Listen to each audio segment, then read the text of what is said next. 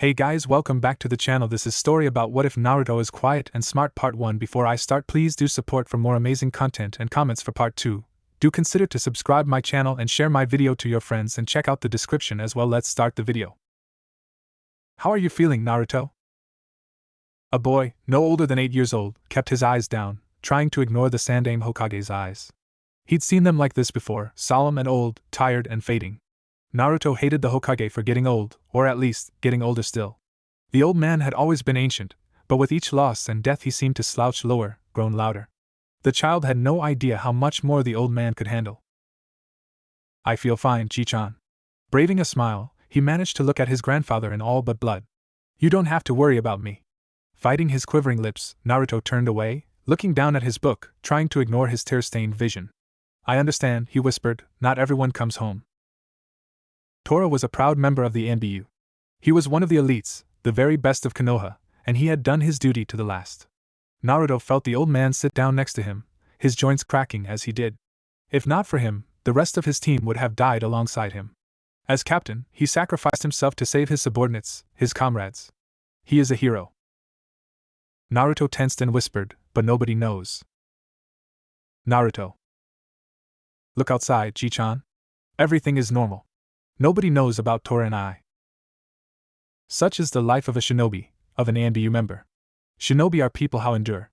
Sometimes our sacrifices don't come with accolades or even recognition, but those are not the reasons we fight. We take on the brunt of this world and fend against it so we can protect the people we love. Your Tora and I and every Konoha shinobi who died before him gave their lives for the safety of our people, of our village. Just like my parents, the boy managed, tears running down his face. And Shursui and I, Marine, Sora and I, Lilane. There are a lot of names we owe our lives to, Naruto. The Hokage gently placed a hand on Naruto's head. This is a lesson that you've learned far too early, my boy. When I'm older, I'll do my part too. Wiping his tears away, Naruto looked at the Hokage. I'll become strong and protect everyone. His voice grew soft as he looked away again. I don't want to feel like this again. I'll become so strong that I won't feel like this again. We should all strive to become strong to protect, but you are too young to bear such a responsibility. Try not to grow up too quickly, Naruto. One of the greatest boons of peacetime is children being able to be children. Don't spend so much time in the barracks. You're old enough now to go outside by yourself. Meet some of the other children your age and make some friends who aren't NBU. Naruto gave a soft smile, his tears drying. I'll try, Chi-chan. The old man nodded, eyes still furrowed. That's all I ask? I'll leave you alone with your book. Naruto nodded back, biting his lip. Thank you, Chi-chan. I'm proud of you, Naruto.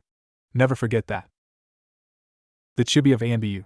The baby boy of Konoha. Our little fish cake. Uzumaki Naruto had many names and even more older siblings. Being the only child to have been raised entirely in the ANBU barracks, he was everyone's little brother. His first word was kaka and his second word was ni. ANBU Commander Ryu helped him take his first steps and also demanded to give him his first haircut. His nursery, a small room in the middle of the ANBU living quarters, became one of the busiest spots in the entire barracks. For one reason or another, nearly every NBU member found their way to visit the boy, either to listen to him giggle while giving him a bubble bath or to change his diaper as punishment. The boy was an orphan, but he had the biggest family in Konoha. He was happy as can be, joyously jumping into the arms of returning siblings, not a care for their muddy or sometime bloody armor. Laughing uproariously as he was tossed from one brother to another sister like a hyperactive ball. He was so happy that Sarutobi Hiruzen rejoiced that he made the right decision. There were only two choices: allow Naruto to fend for himself at the orphanage or have him grow up with the most elite trained assassins in the elemental nations. The Hokage took quite a long time to decide on the child's fate, but Danzo gave him little choice with his blunder. The rumor of the Yondaime Hokage sealing the Kyuubi into a baby started to circulate, and as much as Hiruzen loved his people, he had no faith in human decency or intelligence in the face of anger and vengeance. Naruto would be raised by the NBU, hidden away from the village. The rumors would die down after a few years, and when the boy would grow up, he could seamlessly rejoin the village as the son of Namikaze Minato and Uzumaki Kushina. It was the right call. Sure, there may have been some bad birthday presents. Leave it to the NBU members to give a 5-year-old boy a real tanto and explosive tags. But with the right supervision, Naruto grew to become a well-mannered, disciplined, and intelligent boy. Already fluent in ANBU code and hand signals, he was an honorary member. Just last year, ANBU Commander Ryu gave him a mini-sized ANBU uniform complete with a dog mask. Ever since Naruto was born, the ANBU barracks had been filled with squeals and laughter, genuine happiness not seen since the founding of the village. The only downside, Naruto had lost many of his siblings. He'll be okay, Hokage-sama. Hiruzen looked at Inu. Yes, he will be. He is his parents' child, but this is not healthy. You of all people should understand, Kakashi. I do, but there is no better alternative. Remember, not only does Naruto not have the mental fortitude of the likes of you, you are all his family. You lost a comrade in Tora, but he lost a big brother. Things will change soon. Kakashi looked down at his little brother who looked like a mini clone of his old sensei. You were right, Hokage-sama. The rumors of Akubi Jinchuriki are all but gone and no one will spare a glance at him. Nico had brought him to the park to play many times now and nothing had happened. Just a few years more and he can officially become a genin and be given his father's name. That's good. The old man paused to ask, did he make any friends at the park? Kakashi chuckled, no. Unfortunately, Naruto has never seen other children his age before, so he was a bit apprehensive. He just pushed himself on the swings for the most part. I had to stop Nico from going to push him herself. The Hokage smiled at the thought. But I'm sure sooner or later, he will manage to meet some friends. I hope so. Peering through his crystal ball, the Sandaime watched as Naruto read his newest book, his short legs swinging in his seat, clearly already regaining his usual energy. That book he is reading, mentioned the Hokage. Have you seen it? No, Hokage-sama. The Fundamentals of Fuinjutsu, Volume 2. The old man smiled. He blasted through the first one in a week. I had Commander Ryu check if he actually understood any of it, and he was delighted to report that Naruto took to Fuinjutsu like a fish in water. He is as talented as his mother. Kakashi nodded. Did Jiraiya-sama send him those books? Yes, he did. He has a whole reading list planned out for the boy. Only on Fuinjutsu? For now, but be on guard for some of my students' more passionate works. Kakashi held in a chuckle. I'm sure Jiraiya-sama will wait until Naruto is a genin before showing him those books. The ANBU captain glanced at Naruto. But if he really is as talented as Kushina-sensei, would you have him focus on a career in the Sealing Corps? He's shown promise in ninjutsu as well. Basically everybody has been teaching him things under the table, so I'm sure he will do well in the regular forces as well. We'll give him the choice once the time comes, but as Minato has proven, he can be both a seal master and an elite jonin. Kakashi nodded. I very much look forward to it. As do I, my boy. At first, it was only once a week, but Naruto's visit to the park had become increasingly frequent. Much to the relief of his ever-worrisome family, the boy had finally grown accustomed to leaving the barracks. He'd still only explored a small part of Konoha, but his time in the sun had finally given him some color to his pale cheeks. His spiky blonde hair eerily resembled his father's, down to the twin bangs framing his face. Combined with his azure blue eyes, one would only need a shred of cognitive reasoning to see the connection between the boy and the yondaime, but as usual, none were the smarter. Sure, some in the ANBU had made the connection, but none were lacking enough to voice their discovery. One glance at the closeness between the ever-cold and ruthless Kakashi and the perpetually giggling Naruto, their actual brotherly bond, was enough reason to stay silent.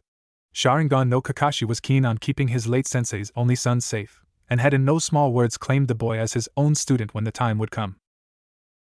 Walking into the park, Kakashi held onto Naruto's hood. The boy had refused to hold hands with his siblings for a few months already, much to the heartbreak of some of his siblings, and he marveled at the similarity between the Naruto and his father. Perhaps they were being a bit too cavalier.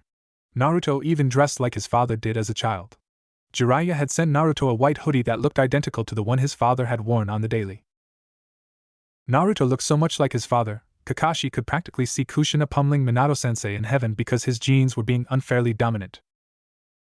Kaka and I, came the almost whiny voice of Naruto, you don't need to babysit me anymore.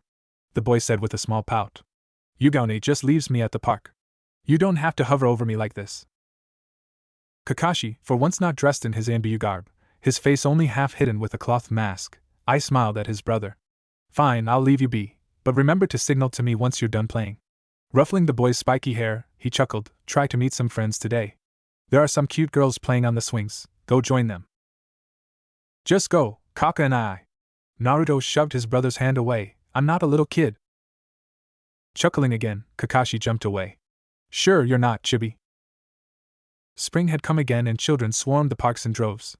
It was a cloudless Saturday with a soft breeze through the trees. Not even the strictest of parents could deny their children such a beautiful day in the sun. Dozens of children packed into this one park and hundreds more filled the large field and green clearing that surrounded it. Looking around, Naruto saw many picnic blankets scattered along the grassy field, each one a family enjoying lunch. It was an unfamiliar feeling, the yearning for something lost, but had never had. The boy never met his father, but he often wondered what it would have been like to ride on his shoulders. He never met his mother, but he wondered what her food would taste like. It was a paralyzing train of thought, and Naruto had been down that particular path too many times to be trapped again. Shaking his head, he ran off. He figured it wasn't too far away from the hero's memorial. After all, he'd been there a few times already. But even at the tender age of 8, he knew better than to honor his heroes empty-handed. He kept running, away from the crowds and deeper into the trees. The canopies grew thick and blocked most of the noon sun, and the rowdy Saturday noise were silenced by the steady buzzing of cicadas. He ran faster, enjoying the warm wind against his skin as he sped through the forest, his strides becoming wider and his leaps farther, his eyes relaxing to let the world pass him by in a mirage of fleeting images. Finally, he felt better. The park was far too crowded for this liking. His home was never that busy nor as loud, and he didn't want another wayward mother asking him why he was alone and where were his parents. Closing his eyes, Naruto could feel all around him. It was an ability his Ji-chan once described as sensory, the ability to detect the presence of others by their chakra. Apparently his father had this ability as well, and while it was not the most unique of skills, Naruto was happy to share something with his father. It was useful. Focused, Naruto could see without seeing. He felt the flow of chakra in the trees around him, all connected by their roots, surging deep into the ground. From these mighty roots were born a system of life, from small blades of grass to stretching bushels. But he was looking for something more delicate. His blue eyes snapped open with a smile. He'd found some. There we go, he whispered softly to himself as he jumped to a small clearing. Flowers. It was a field of flowers, a rainbow on land. Wow, there are so many different kinds. He bit his lip and scratched the back of his head. How am I supposed to choose? Suddenly, he felt a presence in front of him. It was a small chakra signature, one smaller than his own and much smaller than his siblings. It was soft and delicate, not unlike the flowers around him, and it gave a purple hue. He looked on ahead at the direction he sensed, but could see nothing in a field of golden flowers, blowing in the wind. Except a small bunch of golden tresses that went against the wind that stood up. It was a small girl, probably around his age. She had shoulder-length golden hair that matched the golden flowers around her, a shade much lighter than his own. It looked soft and silky, also much unlike his own spiky mess, held from her face with a small blue hair clip. She was also wearing a yellow sweater, almost camouflaging into the flowers, and looked as if she was floating in the wind. Naruto stared at her until he noticed he was staring. Awkwardly waving his hand, he smiled. Hi. Hi, came the reply, her voice quiet in the wind. What are? A strong breeze blew through the clearing, covering her voice. It washed through them and the flowers and seemed to make her glow even brighter. Naruto was mesmerized. Hesitantly, he walked towards her, careful not to step on any flowers in the way. She was looking at him, and as he approached, he saw that she had blue eyes as well, but again a lighter shade than his own. She was holding her hair from her face, her hair clip not enough to fight the winds, and he finally saw her clearly. He'd heard many of his siblings describe him as such, but never before this moment did Naruto know that someone could look so cute. Sorry, he managed to whisper over the wind, I couldn't hear you before. What were you saying? The girl looked at him and tilted her head. I said, what are you doing here? Stammered Naruto, looking away from her soft gaze. I was looking for some flowers. She smiled widely, and he felt his heart stricken. Well, you found the best place for that. This field and the next one over belongs to the Yamanaka clan. You may have heard of our flower shop in town. Here is where we grow all our flowers. Oh, he replied dumbly, managing to look back into her eyes. Sorry, I didn't mean to trespass. I was running through the woods and I must have missed a sign or something. She waved him off, still smiling like the sun. Don't worry about it. He lost his breath looking at her. He felt his fingers tingle and heart race, and the sun had never felt hotter on his face. He saw her lips move, but for the life of him, he couldn't comprehend anything. Sorry, can you say again? He asked with a nervous grin. She giggled, You're funny. He lost feeling in his legs. I asked what you are looking for. Is this for your mom or something? No, he managed. No, this is for my brother. Reality came rushing back to him. Tora and I. His goofy laugh and warm hugs came back to him. Suddenly the warm day felt a bit colder. Naruto calmed, looking at her with a smile. I'm looking for some lilies. Lilies! Her smile grew and immediately he felt warmer. We have some over here. She gestured to follow her, and he watched as she skipped and hopped over the flower beds, and he swore it should be the new definition of cute. Careful with his steps, he followed her closely, and he realized that she was small, a few inches shorter than him at least. Maybe she was a bit younger than him, he couldn't tell, but she was the first person he'd ever talked to who was smaller than him. Lilies are an odd choice, though. They were nearing the treeline and the winds were softer there. Her voice sounded sharp and clear now. They can mean innocence or purity, or even rebirth. Is this for your big brother or little brother? Big brother. Really? She asked. What the occasion? They stopped at another flower bed and she looked back at him.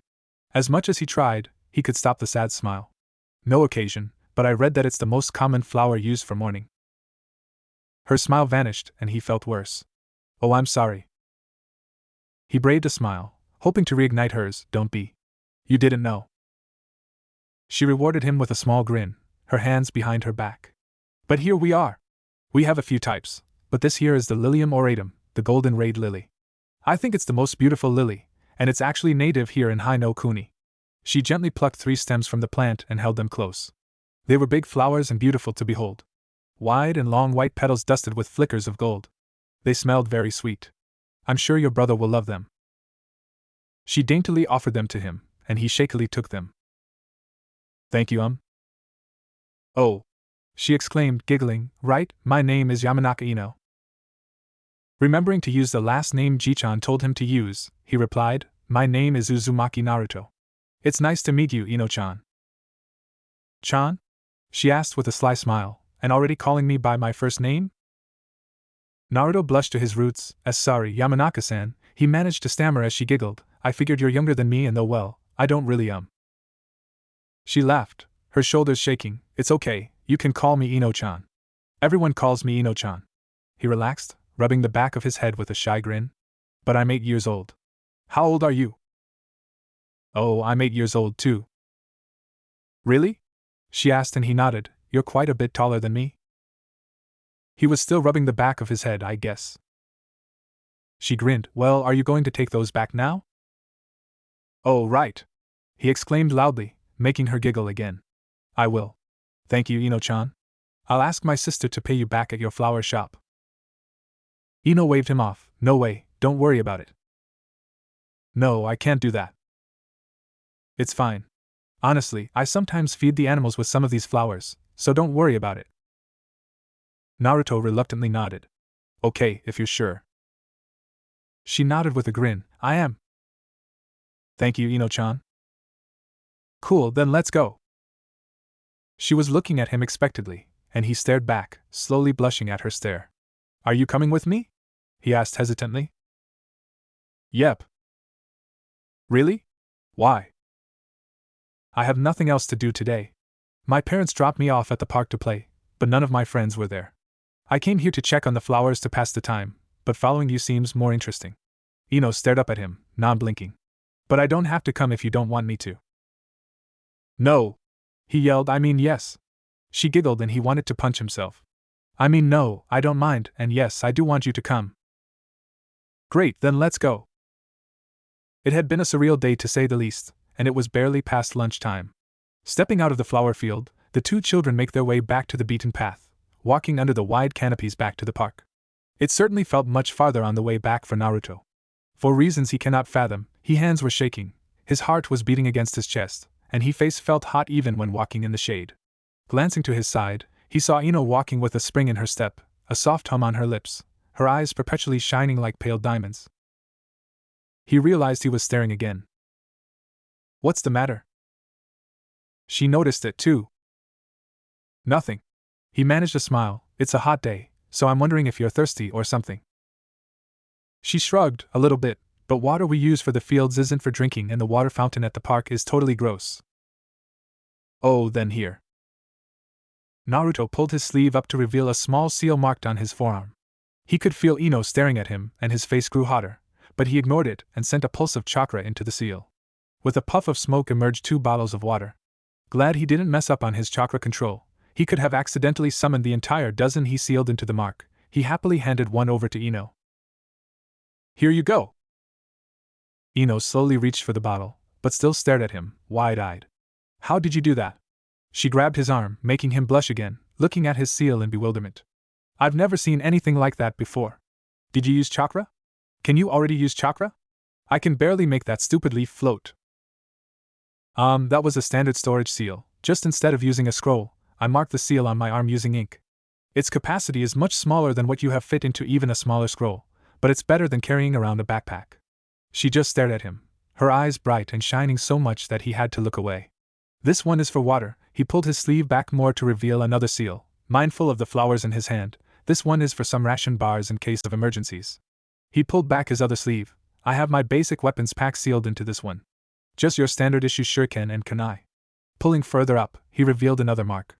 This one I've never really used, but it's a first aid kit. My Ji-chan always says I should have it with me just in case.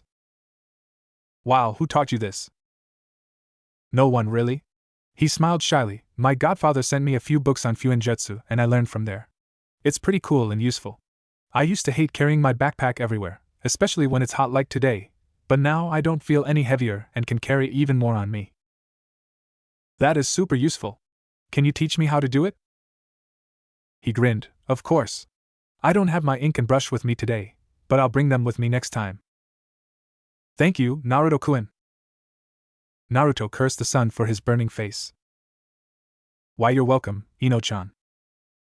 If it wasn't for the sudden loud noises, either Naruto nor Ino would have noticed they've already made their way back to the park. For once, Naruto's sensory abilities failed him as most of his attention was focused on his new friend.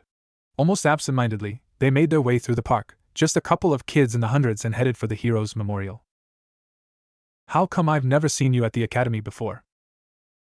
Naruto tilted his head. I'm not enrolled at the academy. Huh, but you know how to use chakra. Don't you want to become a ninja? He smiled. I do, but I'm learning at home right now. My Ji-chan is teaching me the bookwork they teach at the academy, and my other siblings are teaching me the rest. What about your parents?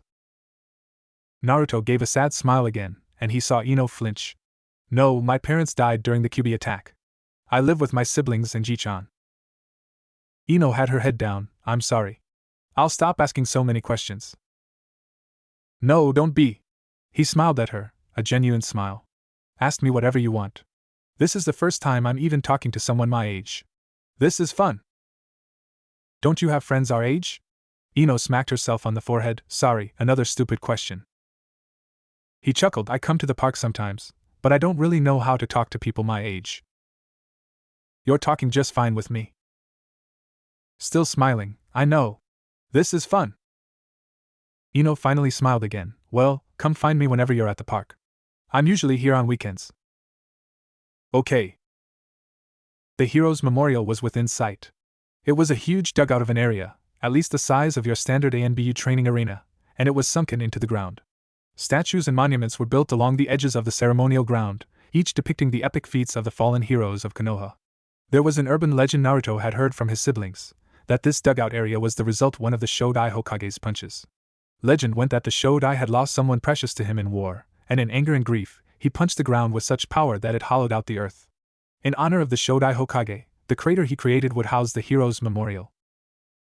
Naruto didn't know if it was a true story, but he chose to believe in it. Walking into the place, countless graves marked the ground, each one a fallen hero. At the very center of the field was a monument for the Will of Fire, and that was where Naruto headed. As he looked around and saw barely a few souls paying their respects, he thought back to his conversation with the Hokage. It was just a normal day for normal people, and no one knew the lengths his brother went through to secure the safety of the village. Ino stood back as Naruto approached the cold pyre. These are for you, Tora and I. Naruto whispered as he placed the flowers on the marble base, willing his tears away. I hope you like them. He paused and stared at the monument. I really miss you. He bowed low, his hand by his side. Thank you for protecting our home and our family, my family. He looked to the sky, not letting his tears fall. I promise you, Tora and I'll become strong, so strong that none of my loved ones will need to die. I'll protect everyone so no one else has to. I promise, Tora and I. Wiping his eyes dry, to turn back to Ino, smiling at her. Are you okay? She asked softly, gently holding his sleeve. Yes, I feel much better now. He looked her in the eyes. Thank you for coming here with me. She shook her head. Don't worry about it. Ino looked to the pyre and bowed also, saying a silent prayer, Naruto assumed. He turned to the pyre and bowed again with her. In silence, they turned away, walking back where they came from. I've never been there before, Ino muttered as they climbed the steps, leaving the memorial. I've passed by, but never been in there. I hope you never have to again, Ino-chan. They walked in silence, but it was no longer awkward for Naruto. A weight had left his shoulders and he stood a little straighter. There was a clear goal for the future, to become strong. He had to become stronger than Tora and I, stronger than his Ji-chan, stronger than every fallen hero in the memorial. Become so strong, he could protect everyone by himself, and no one in his family would have to be in danger anymore. Do you have anything planned for tomorrow, Naruto-kun? Ino's voice broke Naruto away from his thoughts. No, not really. Ji-chan gives me weekends off, so I have nothing to do. Ino grinned. Well, in that case, come back to the park tomorrow. I can introduce you to my friends and we can all play together. Really? Asked Naruto with a hopeful smile. Yeah, it'll be a lot of fun. I'll be there, he answered back. Thank you, Ino-chan. Naruto had watched his siblings prepare for missions his entire life. At the call of a scarcely different dull tone played over the intercom, a specific team would emerge from their rooms, sometimes dressed only in their underwear, and they would silently speed toward the armory. The boy had timed them once, and never had any of them taken longer than half a minute to be fully donned in their armor and mask. Immediately after, they'd all flicker to the arsenal, arming their bodies as much as their mission required. Lastly, the team's captain would take stock of their equipment and resources, and Naruto dreamed of the day he could be like his siblings. Never had he thought it had come so quickly. How many bottles of water do you have sealed in your arm? Asked NBU Commander Ryu, his mighty dragon mask in full snarl. 12, Commander. Naruto ignored the giggles around him. Have you prepared rations? Naruto nodded with the straightest back he could possibly give. Yes, Commander. Standard procedure, enough for 3 days beyond mission requirement. What weapons have you collected from the arsenal? 20 kunai, 75 shuriken, 25 feet of ninja wire, 10 explosive tags, and 1 tanto. All have been inspected this morning and have been declared fit for battle. Naruto tapped his forearm. I have also taken the liberty of packing my ink and brush. I may have to aid my friend in creating a storage seal of her own. Very well, the commander noted. Do you still have your first aid kit? Yes, Commander. Fully stocked and accounted for, sir. Naruto could practically feel the giddiness of his sisters, all huddled behind him whispering to themselves. Their masks did little to hide their excitement. It was the least professional Naruto had ever seen them, and it was ruining his first debriefing. He shoved down a pout and continued to refer to the commander, back straight and eyes forward. Good, the commander praised, making the boy resist a grin. Well done, Chibi. Thank you, Commander. The towering beacon of a man knelt down to Naruto, his tone softer. Now, what snacks have you prepared for today? I'm unfamiliar with the latest tastes of children these days. Naruto scratched the back of his head, losing his composure at the mention of his least familiar subject. Yugaone packed me some pudding cups, Nanane gave me some lollipops, Mizune baked me some chocolate chip cookies, and Shikine gave me some money in case I need to buy more snacks. That sounds like enough, added the commander, though I am concerned that we are dealing with so many unknown factors. Make sure to jot down some mental notes as the day progresses. It is imperative we have more information the next time you have a playdate. Ryu lowered his head in thought. Reminder, we are dealing with the heiress to the Yamanaka clan. They are a skilled shinobi family within Konoha and are the foremost experts in mind infiltration abilities. While you are only a novice when it comes to mental defenses, we will also assume that she is a novice in her clan techniques. We have no advantage in this case, but it should be safe to proceed. Duly noted, Commander. I expect a full report upon your return. Commander Ryu stood tall again, nodded at the young soldier. Dismissed, Chibi! Finally! Cried his sisters. Like a rag doll, Naruto was dragged into the familiar arms of his older sisters.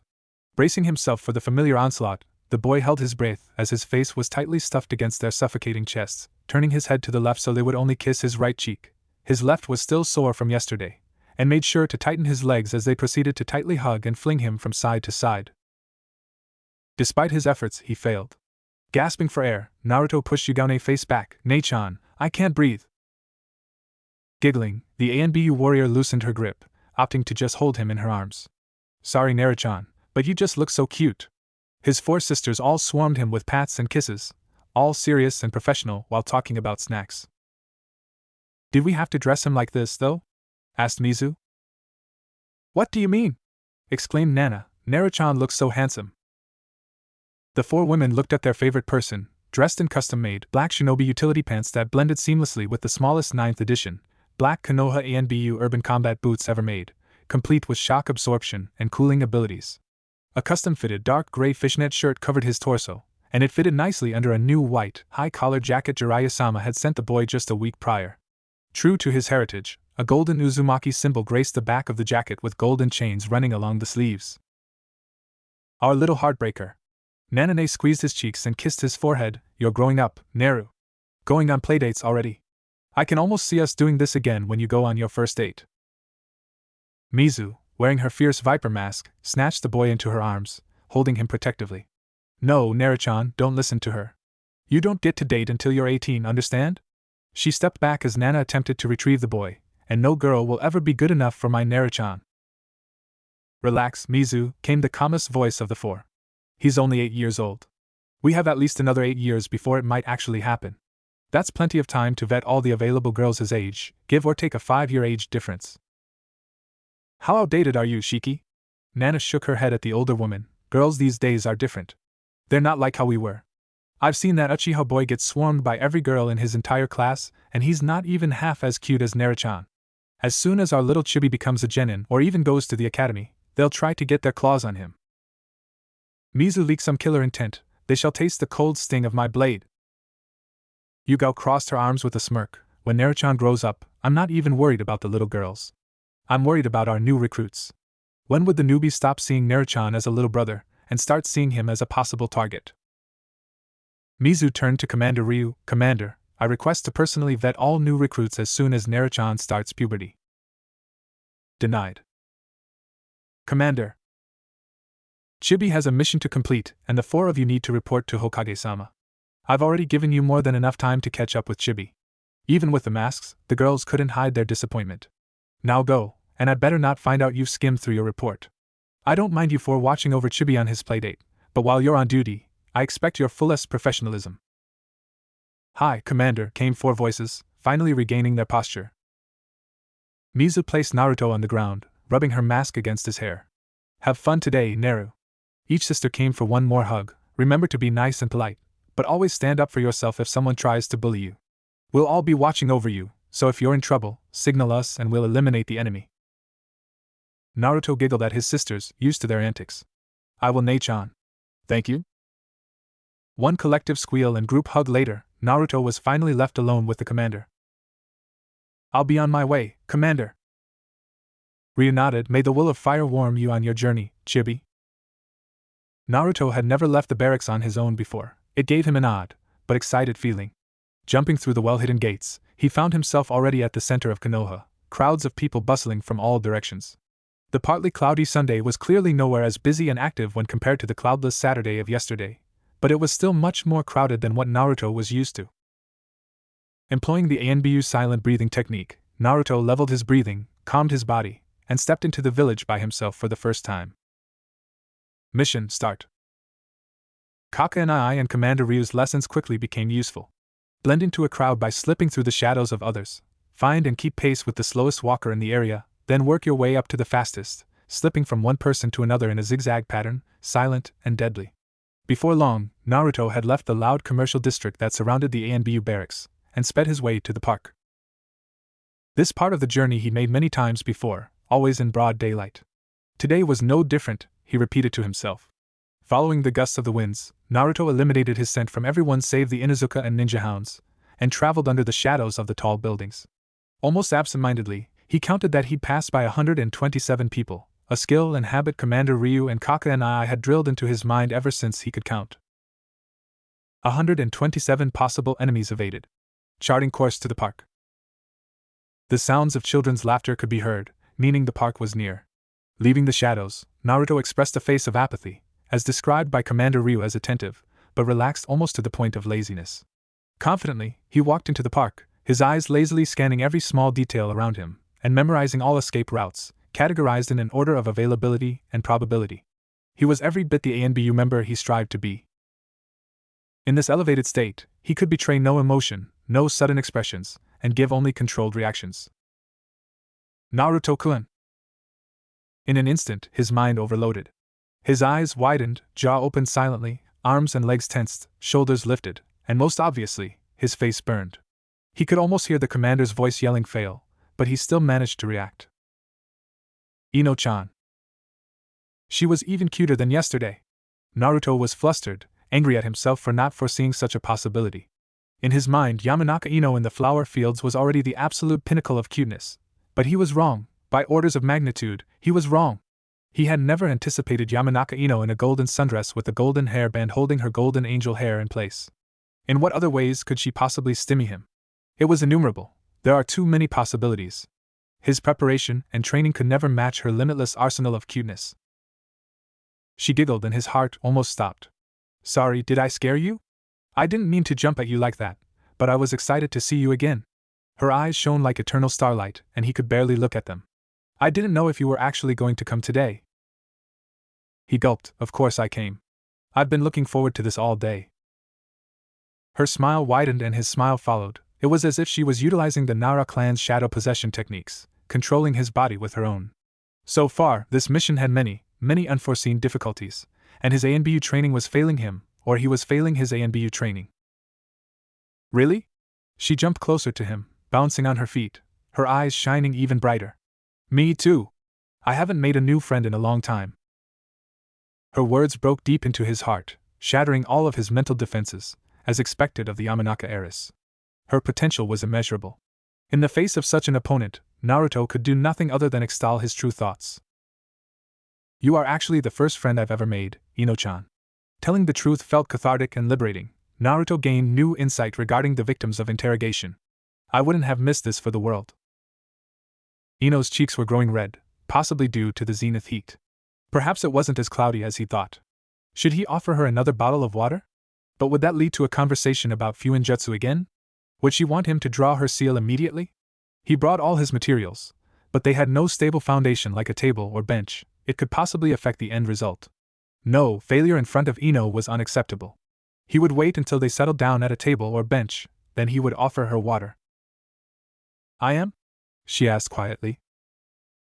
It took Naruto a second to catch on to her reference. Yes, I've never had a friend before. I don't leave home that often, and since I am also homeschooled, I don't get to meet anyone my age at all. He smiled as his emotions took over. I'm so happy I met you yesterday. Ino's face grew redder still.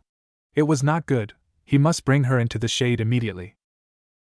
It's getting hot, so let's go find a spot in the shade. He inwardly awarded himself a high five for keeping a steady voice. Sure. She stuttered. Maybe she was more uncomfortable with the heat than he thought. Speech impediment was a sign of heat stroke, specifically slurred speech. Ino was not quite displaying such a symptom, but he could not take the risk. Come on, we have to hurry. He grabbed her hand, which was sweaty. Another symptom of heat stroke. He ran as quickly as she could, his eyes frantically searching for a large tree, and he was rewarded with a towering oak with a near-empty shadow and a very enticing vacant bench by its trunk. With quick glances and counting in his head, there were 22 people standing between them and the bench, 10 of which were heading for that direction, and the bench can only seat 2. It was a race. Grasping Ino's hand tighter, he led her through the crowd, ignoring the odd smile the wondering adults were sending their way. Only a bit farther, Ino-chan. Okay, came her weak voice. No! She was becoming weak. Finally, another 8 seconds passed, and they were coolly sitting on the shaded bench, back against the cold and refreshing wood. That was close, he muttered, smiling at Ino. Are you feeling better now? I'm sorry, I should have known better than to talk under the hot sun. Leaning closer to her, he gently placed a hand on her forehead, and she was burning. Her eyes were wide and she looked like a tomato. Was she going to faint? That could be deadly. He hadn't packed any ice packs. How could he have been so careless? This entire mission was a dark mark he could never erase from his records. He could already sense the disappointment of his family. Ino-chan, try to relax and drink some water. He tried to pull his sleeve up to unseal the water, but this jacket had no stretch. It wouldn't pull up high enough. Cursing himself and his godfather for using such faulty equipment, he took off his jacket, leaving him bare in his fishnet shirt, which was now clinging to him because of his nervous perspiration. Sorry, stupid jacket was blocking my seal. He tapped on the seal and summoned the bottle of water, and it was still cold. Please, Ino-chan, you have to drink this as soon as possible. You're burning up. Heat strokes are very dangerous. Here, I'll open it for you. He slid closer to her, his leg brushing against hers, and he felt a jolt of electricity through him. Perhaps she was a right-hand user, but he couldn't dwell on that thought. He gently lifted the bottle to her lips, staring pleadingly into her eyes. Please drink, he whispered, but she wasn't moving. Please, Ino-chan. Slowly she tilted her head back and he gladly poured the bottle for her, smiling in relief as she drank as much as she needed. He had salvaged the mission. His friendship with Ino was still possible. There you go, he said softly, pulling the bottle back once she finished over half. You should be feeling better soon. Ino stared at him, wide-eyed and still burning red. Thank you, Naruto-kun. He gave her his widest grin. No problem, Ino-chan. Anything to make you feel better. Unknown to the young duo, above them in the canopy of the oak tree, under a veil of shadows, hid 4 ANBU members. Each suppressed their chakra to their lowest point, all knowing of Naruto's sensory abilities. Together, these 4 agents had completed over 500 missions ranging from A to S ranked, and all have been on more recon missions than they cared to count, but never had it been harder for 3 of the 4 of them to remain silent than now. Yugao, wearing her cat mask, pinched herself on the thigh, desperately trying to stifle her laughter. The ever-prepared kunoichi, she had brought along with her a parabolic microphone and video camera, and she would forever thank whatever power above for allowing her to capture this moment on tape. Don't laugh, Nana whispered, biting into her lip to stop herself.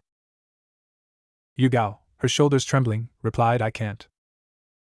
Shiki, holding her breath, managed to realize that 4 branches conveniently surrounded them.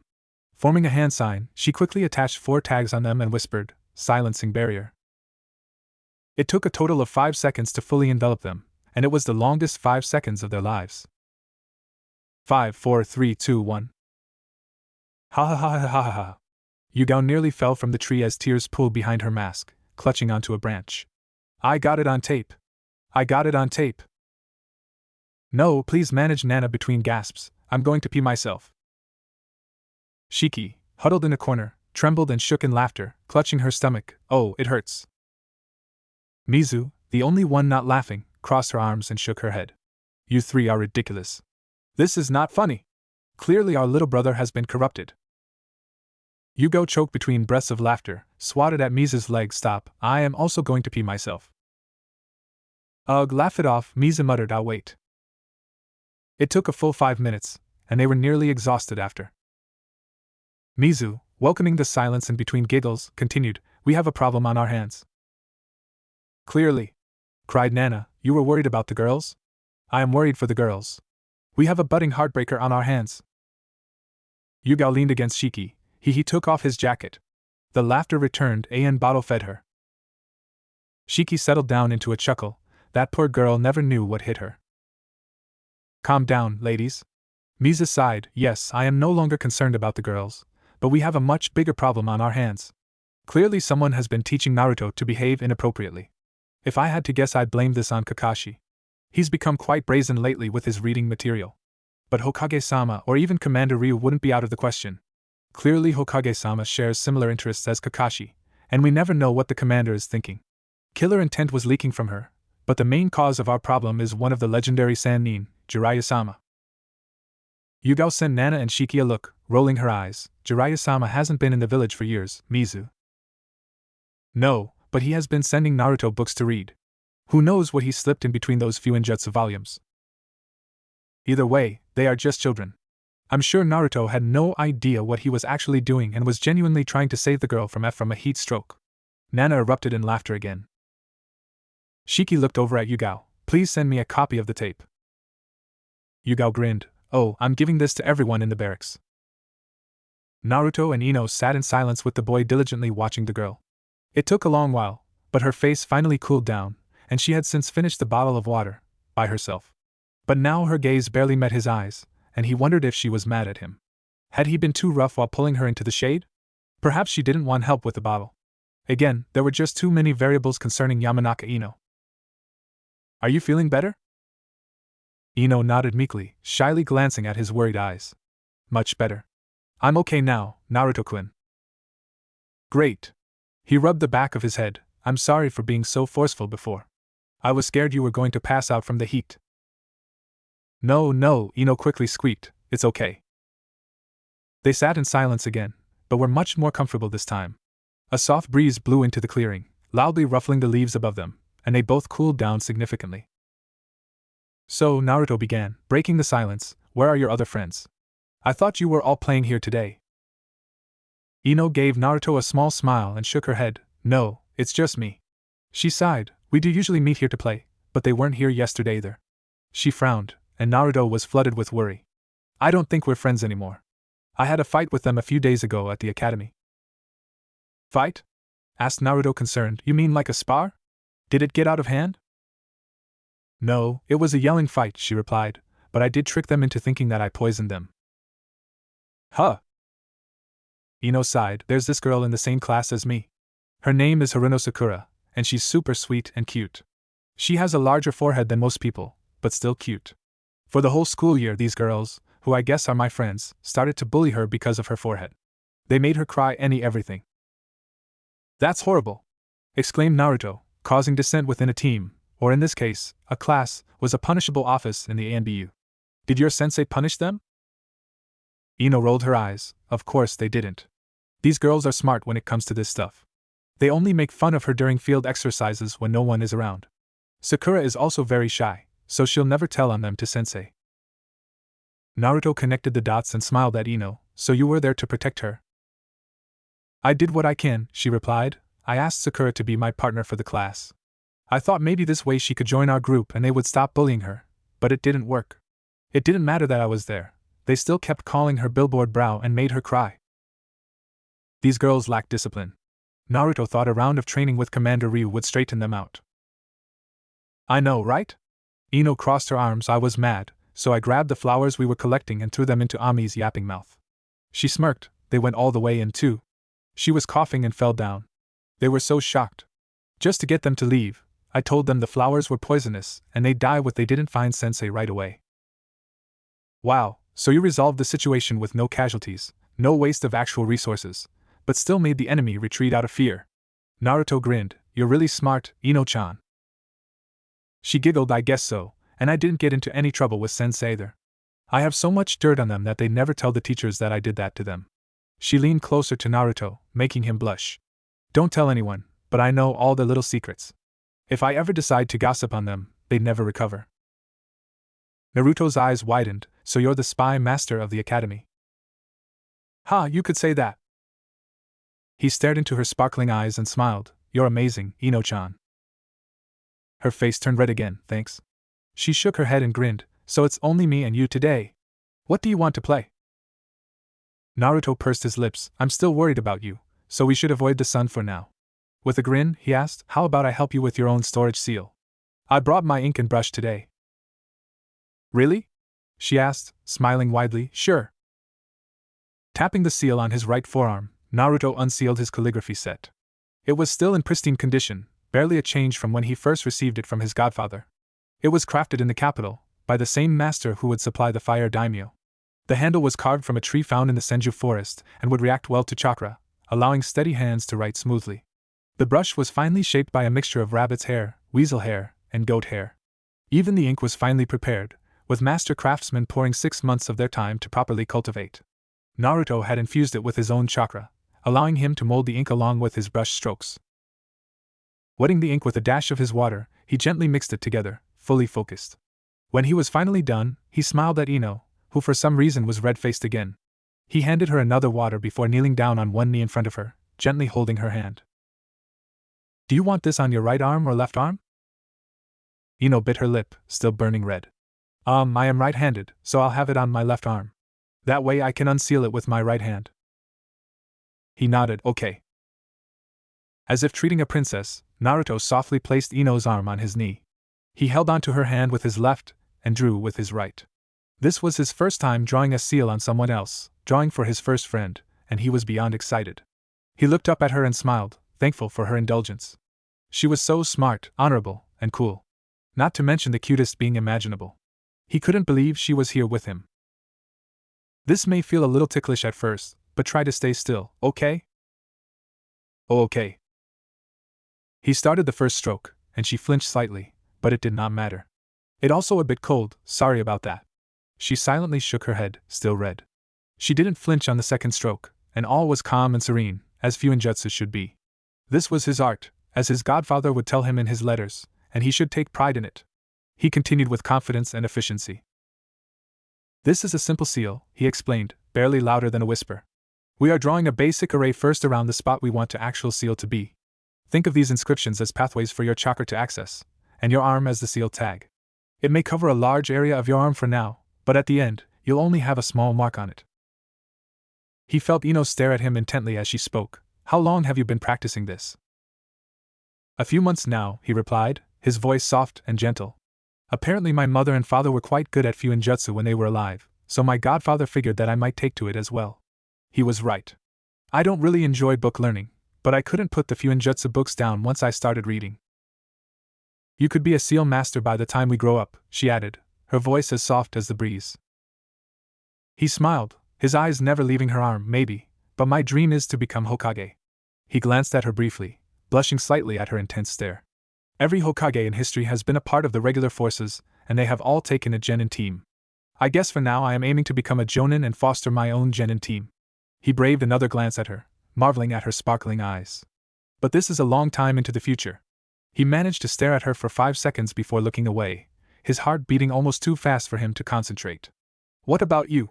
What kind of kunoichi do you want to be when you grow up? She started, but stopped. He noticed something with his left hand that was holding hers.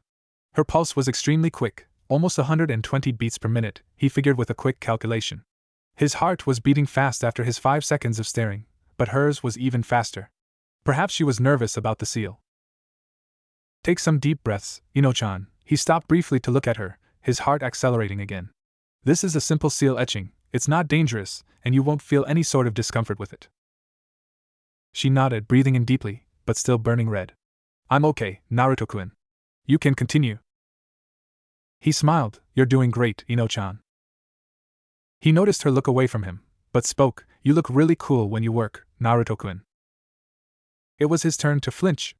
Thankfully the brush was lifted at that second, but his heart was now beating faster than hers. Thank you, he managed, his face burning, no one has ever called me cool before.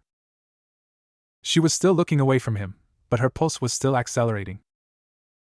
We can talk more while we do this, he said, once again starting to draw. I've practiced this seal a lot, so I can do this easily. We should keep talking to help us relax. Sure, she whispered back. Your friends, he started as Ino slowly turned to look at him again, or well, not really your friends anymore. Do you think they'll bother you anymore? Ino shook her head. No, I don't think so. If they did, they'd be here today and yesterday. That's good, he added. What about the girl you mentioned, Sakura-san? She'll be fine too. I'll be there for her as her friend. He smiled. I guess she is as lucky as I am, huh? She looked away again, her pulse erratic. Why, yep. Just a few moments more and Naruto smiled, ending his drawing with one final stroke. There we go. We're done. Ino turned back and looked at her arm. Almost half of her forearm was covered in his impeccable penmanship. Wow, this really doesn't seem like it's a simple seal. It is once you understand it. He gently brought Ino's arm closer to his mouth and softly blew on the ink, hoping to dry it faster. It may look like a lot, but there are a lot of repeating patterns. It's plenty of drawing, but an easy concept. Ino looked like a tomato, so what's next? This. Naruto formed a Hitsuji hand sign and focused his chakra to his right palm. He held Ino's arm in his left hand as he placed his right on her forearm. With a burst of chakra in his palm, he whispered Fuin. Ino watched with widened eyes and fascination as the inscriptions on her skin moved in concentric circles, slowly bumping into each other, until they overlapped into layers. They spun around Naruto's hand and soon enough it became smaller than his palm, shrinking to the center of her forearm. It took another few seconds before Naruto smiled at her. Technically, this final outer layer of the seal can look like whatever we want, so I figured you'd like this. Naruto lifted his palm and Ino gasped. The seal was finished, and she saw her own clan symbol on her arm, a perfect bush clover barely the size of a coin. Naruto grinned. Mine looks like a whirlpool, which is the Uzumaki symbol. I don't think you'd want that on your arm, so I spent last night perfecting the Yamanaka symbol. It wasn't hard to do since both our clan symbols are perfect circles. I just had no change some small details on the outer layer of the array. He saw her staring at him, and he stared back. Do you like it? She gave a small smile. I do, she whispered as her smile grew. I love it. He breathed a sigh of relief, his smile matching hers. That's good. I wasn't sure. She started with a pause. You learned to draw my clan symbol like this just for me? Of course. He grinned. You're the only Yamanaka I know. Ino hugged her arm close to her chest before giving Naruto the most beautiful smile he'd ever seen in his life. Thank you, Naruto-kun. I really, really love it. You're welcome, he answered loudly and happily. He leaned closer to her and asked for her arm. Taking her shaking hand, he placed it again on his knee, gently running his thumb across the seal. Now let me teach you how to use it. Throughout his explanation, in his excitement, he never really noticed that Ino was staring at him the entire time, nor did he feel her pulse skyrocketing to new heights. Naruto's 4 older sisters stared down at the scene, all nursing a gentle smile. They each leaned against their own tree branch and sighed, packing away their equipment. It's settled, muttered Yugao. Naruto-chan will be an absolute heartthrob when he grows up. He does it so naturally, added Nana, and he has absolutely no idea. Shiki chuckled with her arms crossed. That's what makes him so dangerous. It all comes from the heart, and he is genuinely that sweet. This poor girl stands no chance. I can live with that, Mizu relented. She seems like a good girl to me. Anyone who would stand up to her own friends like that just to protect someone has earned my respect. The others nodded along. And she's Inoichi-san's daughter. She may join our ranks in the future.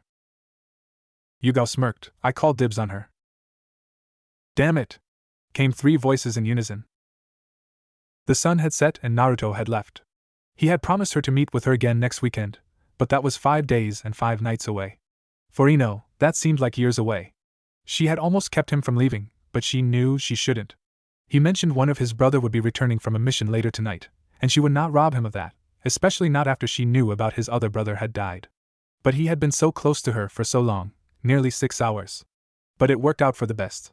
Without the sun, she had no excuse for her tomato cheeks. She slowly made her way home, knowing that her parents must be expecting her soon. She hoped for some cold evening winds, because she had no excuse for her burning face. No matter how much of Naruto's water she drank, it just wouldn't cool down.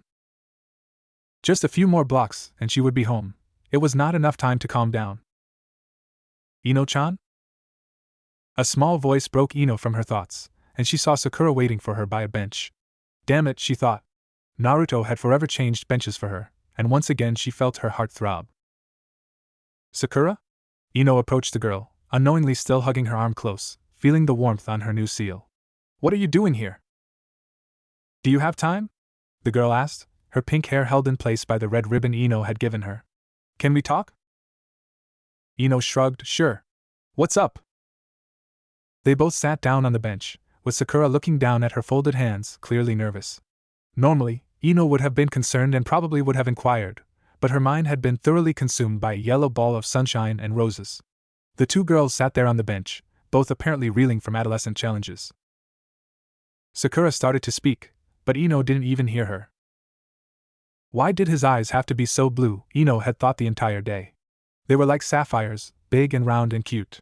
They were so bright and sparkly that she could barely look into them without burning up. Why did his sun-like hair frame his eyes like a golden crown? Why were his hands so warm? Why was he so handsome? Why did he look so cool? Ino-chan? Naruto was so sweet, as well. He stayed up the previous night just to learn how to make her seal look like her clan symbol. The bush clover, which symbolizes positive love. Was this a sign? Were her ancestors pushing her towards Naruto? Ino-chan, are you alright? Did you hear what I said? 5 days and 5 nights. How could she even sleep, much less train and study? Thankfully, if this weekend was any indication, she wouldn't have to deal with her ex-friends anymore. At most she'd have to deal with Shikamaru and Choji. Why did they always have to be in the same class as her? One only knows how to sleep and the other only knows how to eat. Why couldn't Naruto-kun be in her class? That way she could see him every day and not only during weekends. Sakura gently nudged Ino and got a soft groan from the blonde. Did you hear what I said, Ino-chan? Sakura turned to face Ino and spoke with rare confidence. I said that I like Sasuke-kun too. I really like Sasuke-kun. Are you okay with that? Ino hazily looked at her second newest friend and sighed. Sasuke who? The day was long for Hitaki Kakashi. The infamous A-rank shinobi, son of the White Fang, student of the Yellow Flash, the copy ninja was reduced to being a footman. This day marked the 5th delivery and recon mission he had done in as many days. For nearly a week, he had been subjugated to the same mundane safety of main roads. It was hardly fitting of an ANBU captain to be traveling abreast with simple merchants and traveling shows, clutching onto a small scroll that surely no one wanted to steal. In his stretching career as a trained assassin, he'd never been as bored. He hadn't used any of his 1,000 jutsu in a while, and his hands were becoming restless. Sparks of electricity flared between his fingers as he removed his ANBU mask, stuffing everything into his locker. He was once again in his room, within reach of his warm and comfortable bed, his too comfortable bed. It was too soft, as was he. There was a time when he found dirt too soft, opting for a strong branch for sleep. Now he felt sleepy just at the sight of his bed. Perhaps the Hokage was punishing him for something. Perhaps this was the ANBU version of deranked missions. But why? It has been a long time since his last blunder, if it could even be considered that. He and his team were ambushed, and Tenzo was safekeeping the prisoner. It was only logical to force his team to retreat while he held the lines. He had protected his comrades and ensured the success of the mission. The Hokage had insisted that Kakashi still had self-sacrificing tendencies. The Hokage was wrong. Sure, he may have at one point in his life grown tired of living, but that was before a little ball of sunshine took over all free hours of his life. Kaka and I, said Ball of Sunshine, launched himself at his brother and landed on his shoulders, grasping at his silver hair. You're back. Kakashi gave a low chuckle. Yes, I'm back. He held onto the boy's ankles to steady him. But what are you still doing up? It's almost 11 o'clock. I just finished my report to Commander Ryu. Naruto grinned, bouncing on his brother's shoulders. He said I did a good job. I'm too excited to sleep. I see, muttered the captain as he made his way to their usual evening gathering spot, the smaller cafeteria located on the eastern wing of the barracks. And how many of your sister's snacks did you eat to celebrate? You are way too energetic tonight. The boy shrugged. Just a few cookies. I finished most of my snacks with Ino-chan today, so I didn't have much left. He pouted. The commander didn't let Nanane bake more cookies for tonight. Kakashi chuckled again. Ino-chan, huh? Did you have fun today? Lots of fun. Naruto smiled brighter than Kakashi had ever seen. Ino-chan is so cool and so smart. She let me draw a storage seal on her arm and it only took her an hour to learn how to use it. She told me they only started the leaf floating exercise at the academy, but she was able to mold enough chakra to seal and unseal 10 bottles of water by the end. The brothers made their way into the dining area and Kakashi saw most of his colleagues were still there. Yugao, Nana, Mizu and Shiki were all huddled together in the middle of the room, sitting in front of the TV, giggling loudly into the night. Even Tenzo was still awake, silently trimming his precious bonsai tree behind the ladies, a small smile on his face as he watched the screen. Ko sat beside him, his legs up on the table and hands behind his head, quietly chuckling. Even Commander Ryu was there, standing tall and stoic with his arms crossed, silently regarding the TV with his hawk-like eyes. All the while, Naruto was still relaying to his favorite brother every small detail about the Yamanaka heiress, accurate and minute to the point, to which Kakashi wondered if they trained him too well. Welcome back, senpai, greeted Tenzo, chuckling at his captain. Did you know, apparently Inoichi-san's daughter is the top student of her class? Oh, and she's super cool and really loves Nana's chocolate chip cookies, Ko added with a grin. Tenzo sighed with a grin. Naruto has not stopped talking about his new best friend ever since he came home. Naruto huffed and crossed his arms, balancing himself on Kakashi's shoulders. I was just making my report as thorough as possible. Naruto-chan, started Yugao, are you sure it's not because you already miss her? You keep talking about how you promised to meet with her again next week. Naruto turned a little red. Don't worry, we'll let you go see her whenever you want to. And we'll make some more snacks for you next time. Apparently, Ino-chan loves sweet things. Not to mention that she's the spy master of the academy, added Commander Ryu, completely serious. This girl has acquired intelligence on most of her classmates, but despite this, she has yet to utilize any of such information for personal gain. This indicates an acceptable ethical standard and an understanding of using power in moderation. I am very impressed with young Yamanaka-san. Naruto nodded enthusiastically as others' sweat dropped, used to the commander's personality. Kakashi-senpai, called out Shiki, you should come take a look at this. Yeah! Cried out Naruto, Ne-chan recorded my mission. They said I did a good job. Kakashi knelt down to the TV, his one normal eye watching closely. It was obviously filmed from an eagle's eye view, aiming down at the targets, namely Naruto and the little Yamanaka girl. It was a good angle and the shot was clear. It was steady as well. They must have mounted the camera. The sound was also coming through loud and clear. They must have been prepared and fully equipped. Naruto hopped down to the ground. I made it to the target destination on time and without a trail. Kakashi watched the screen and saw his little brother step from the shadows while using his expression of apathy, as trained by him, but also saw him completely lose it upon seeing his friend. Okay, I may have lost my focus there, but it did not cost me the mission. Did Ino-chan scare you? Asked Nana, pulling her chibi into her arms, or was she so pretty that you completely lost focus? Naruto blushed. I was just surprised. At how pretty she is? Asked Yugao, looking innocent. No. Neru, why don't you explain to Kakashi what happened here? Asked Shiki as the screen showed Naruto pulling Ino into the shade. Right. Exclaimed the boy. The day was unexpectedly hot, and Ino-chan must have been standing in the sun for too long. While conversing, I noticed her face was turning red, like exceedingly red. His sisters all crossed their arms and nodded sagely along. I realized that it must be a sign of heat stroke. Kakashi choked on his spit as Tenzo and Ko chuckled. As you can see, I was forced to retreat to a cooler area, and because of Ino-chan's weakened state, I thought it best that I lead her by the hand. Yes, that was a smart move, Naruto, commented Ko, very smooth. Right, replied Naruto, looking utterly confused. It was at this point that I noticed her hand was getting sweaty, another sign of heat stroke. Ko and Tenzo chuckled again as Kakashi stared at Naruto. I had to hurry, so I regrettably held onto her hand tighter and ran faster. At this point, even her voice was weak. She even started to stutter. I was really worried, but we got to the bench on time. Was her face still red? Asked Kakashi, sounding serious. Yes. Naruto pointed at the TV, it was getting even more red. She looked like a tomato. Kakashi was seriously wondering if Minato-sensei's overly dominant genes somehow compelled his son to be attracted to tomato girls. Kushina must have been smiling down at her son at that moment. She had often told Kakashi that she wanted Naruto to find a girl like her. I placed my hand on her forehead to see if she was burning up, and she was. And she kept getting redder. Kakashi just stared at his brother, the girls all quieting laughing behind them. The heat must have somehow affected her, so I thought to unseal some water for her. Kakashi nodded, following along. But here is where I must file a complaint. Naruto huffed. The jacket Jiraiya sent me has no stretch. Kakashi watched the screen and saw Naruto take off his jacket in front of the girl before proceeding to show her his arms. I had to take it off to get the water, and that cost me a few seconds. Thankfully, I got the water on time. Ino-chan looked like she was close to passing out by then. Kakashi felt his jaw drop as he watched his brother lean close, very close to the girl, and proceeded to bottle feed her the water. She was almost unresponsive when I tried to feed her the water. It took a few seconds, but she managed to drink some.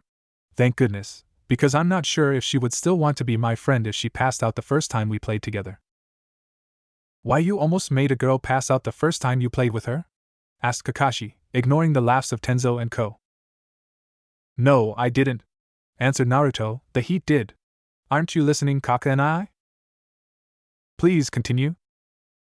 And so the boy did, recounting his first mission to the most minute detail, supported by video evidence. Not once did he notice the baffled and widened eyes of Kakashi. The ANBU captain was looking around at his comrades, all sending him a knowing smile. Even the commander was amused. He had stopped crossing his arms. They all knew. They understand. They realized Naruto's potential and what this could mean. Oh, you look so cool, Naruto-kun, cried Nana loudly, smiling at the boy's blush. Shut up, Nana-ne. He blushed to the roots of his hair. Ino-chan didn't say it like that. Yugao grinned. So how did she say it? She said it better. He yelled as he grew redder. Just let me give my report. The highlights were reviewed and soon the tape came to a close. I knew you were coming home tonight, Kaka and I, so I called it a day when the sun started to go down. Ino-chan looked a little disappointed, but she told me that her parents are waiting for her at home, too. We ended it there, but I promised her that we'll play again next weekend.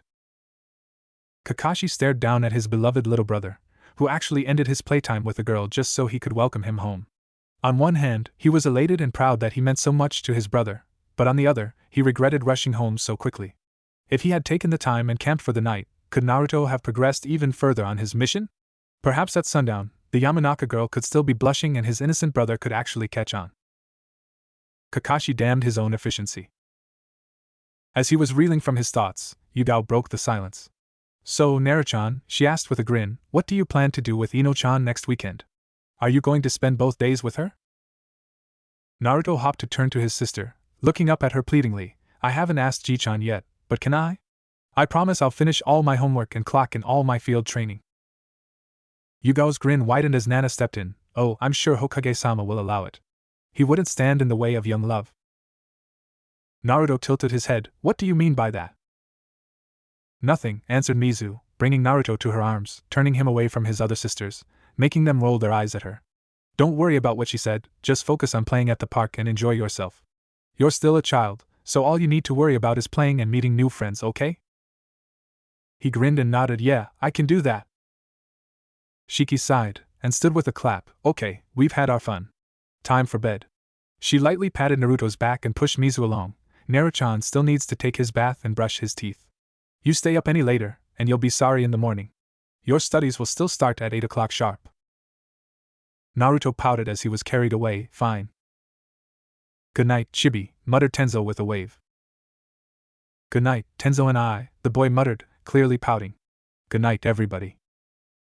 Ko chuckled. Good night, kiddo. Have some sweet dreams. Mizu immediately glared at him and rushed on. Yes, dream about puppies and candy. Yugao and Nana giggled and followed along. If you keep that up, Mizu will gut you in your sleep. Nana flicked Ko's head. Reel it in before you push her too far. Ko slipped his hand into hers and kissed her knuckles. You'll protect me, right? Nana winked and ran her fingers through his hair. Maybe, depends on what you say. Oh, get a room, muttered Yugao, walking away. Maybe later, Nana said with another wink, following Yugao out of the room. Now only the men were left in the room and they immediately gathered together, standing in formation with their arms crossed. In silence, they each contemplated the day and the surprises it brought, all revolving around their little prodigy. New light had been shed on their situation. Until today, they all had thought Naruto was going to grow up to be a disciplined, efficient, powerful, and deadly shinobi, one they would welcome into their ranks with open arms and have lead the next generation of Konoha to greatness.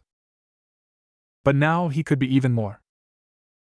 It seems, started Kakashi with a whisper, it seems our little brother has another natural talent. It would seem so, added Ko, one we don't see very often, especially not in one so young and innocent. Reminds me a bit of Itachi before he went crazy, but even then, Itachi only ever relied on his looks, never his charisma or personality. Chibi has both in spades. Tenzo sighed. I see where this is going, but shouldn't we wait until he's a bit older? I was a chunin at his age, said Kakashi, and we're only talking about learning on paper. There won't be any sort of technical application until he's at least a chunin, maybe genin. It depends if the world is at peace or at war. You're kidding, replied Tenzo, nursing his temples. You try to slip Naruto Ika Ika and every female colleague of ours will torture and kill you. No, not Ika Ika, Kakashi insisted, just some basic young love novels, completely wholesome, I promise. And some on basic biology, added Ko. He should have some basic sexual education along with the romance novels. We want to avoid any sort of confusion. Good call, answered Kakashi. We should also add in some books on body language and physiological responses. The poor boy thought the girl was having a heat stroke. Ko chuckled. That still makes me laugh. Ahem, Commander Ryu cleared his throat, making the three men straighten up.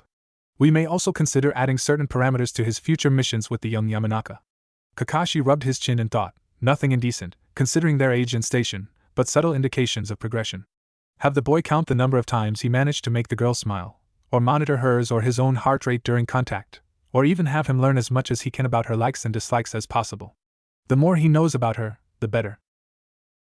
Oh, that's good. Ko smirked. We should construct lessons on gentlemanly conduct and vocabulary, just like how we taught him the silent killing method. We have him act as such during these missions and rate his performance accordingly. Yes, yes, muttered Kakashi, such parameters will allow us to progressively increase the difficulties of these missions. Ko smirked. By the end, Chibi will be able to charm any woman in the world, not just the Yamanaka heiress. The commander nodded yes, and we will be able to send him on any mission involving the opposite sex. The amount of information he could retrieve for Konoha would be insurmountable. Female daimyo, wives of daimyo, princesses, noble ladies all around the continent. It would be a gold mine. Yes, for the prosperous future of Konoha, added Ko, that's why we're doing this. Tenzo sighed and relented. No matter what I say, I know you'll ignore me. Kakashi patted his shoulder and nodded in agreement. But let me add, we do this privately and discreetly. We can monitor the situation, but we must not make a public farce of all this. No recording whatsoever. We want Naruto to thrive and succeed as a man, not to use him for entertainment. We do this, and this all stays between us. No one can know. Ko nodded yes, just the four of us. Hokage-sama will kill us all if we don't include him, added Commander Ryu, same with Jiraiya-sama. Ko shuddered at the thought. Yes, you're right. Just the six of us. His first friend is the Yamanaka heiress. Ko whistled. I wonder who else would he meet? And when they grow up, what will happen? How many girlfriends do you think he'll have? Kakashi chuckled at the thought. As a genin on Minato-sensei's team, he had often overheard conversations between Jiraiya and the yandere. More than once had Jiraiya tried to get Minato to let loose and have some fun. Away from prying eyes and ears, the Sannin had tried to tempt his student with stories of his conquests around the elemental nations, one he would later turn into literary masterpieces. But not once had the yellow flash relented. Kakashi could scarcely count the number of women who had tried to solicit his sensei. It must have been hundreds, even more after he became one of the youngest Kage in history. Whether it was inside the village or outside, Minato-sensei was always surrounded by girls. Kushina-sensei, being one of the most powerful, and definitely one of the most violent, Kunoichi in Konoha, had never once tried to intervene. She was never jealous and had only ever laughed at her boyfriend/husband. She was not the least bit worried because she knew Minato-sensei better than anyone. If there was one thing Namikaze Minato was, it was loyal. Minato-sensei was loyal to Konoha and Uzumaki Kushina. The yandere had the looks, charisma, skill, power, position, and reverence to have any woman in the world, but he only wanted his childhood sweetheart and wife. Now Naruto was in a similar situation. Kakashi wondered if the boy would be like his father in this regard as well. Yamanaka Imiko was perplexed. She had heard from her daughter about her situation with her friends at the academy. While she was proud of her daughter for standing up for poor Sakura-chan, she was worried about Ino losing almost all of her friends. The Yamanaka matriarch had gone on a bakery shopping spree after dropping her daughter off at the park, fully intending to defeat Ino's sadness with sweets. But upon her return, Ino was happier than she'd ever seen her. Sitting together on the couch watching TV, Imiko watched as her daughter giggled to herself. Ino-chan, are you feeling okay? Ino looked at her mother, smiling widely, and nodded. Of course. I feel great. Did you have fun today at the park? I did. The girl replied loudly. I had the best day ever. A manly chuckle interrupted Imiko's next question as Yamanaka Inoichi walked in, happily scooping his daughter into his arms. The girl giggled as she sat on her father's lap, happily bouncing as he sat back down on the couch. Inoichi kissed his daughter's hair. What got you so happy today, princess? I spend the day playing with Naruto-kun. Imiko blinked in surprise along with her husband. Naruto-kun? Did you make a new friend? And is it a boy? Asked Inoichi softly, looking afraid. Yeah, didn't I tell you about him? Ino's smile was so wide Imiko was afraid it'd hurt. I met him yesterday at the park. I was playing in our flower fields and he walked by looking for flowers. We hung out the whole day yesterday and today. She giggled again, much to Inoichi's horror. He's the coolest. Ignoring her husband's pale face, Imiko smiled. That's great to hear, honey. Pausing for thought, how old is Naruto-kun?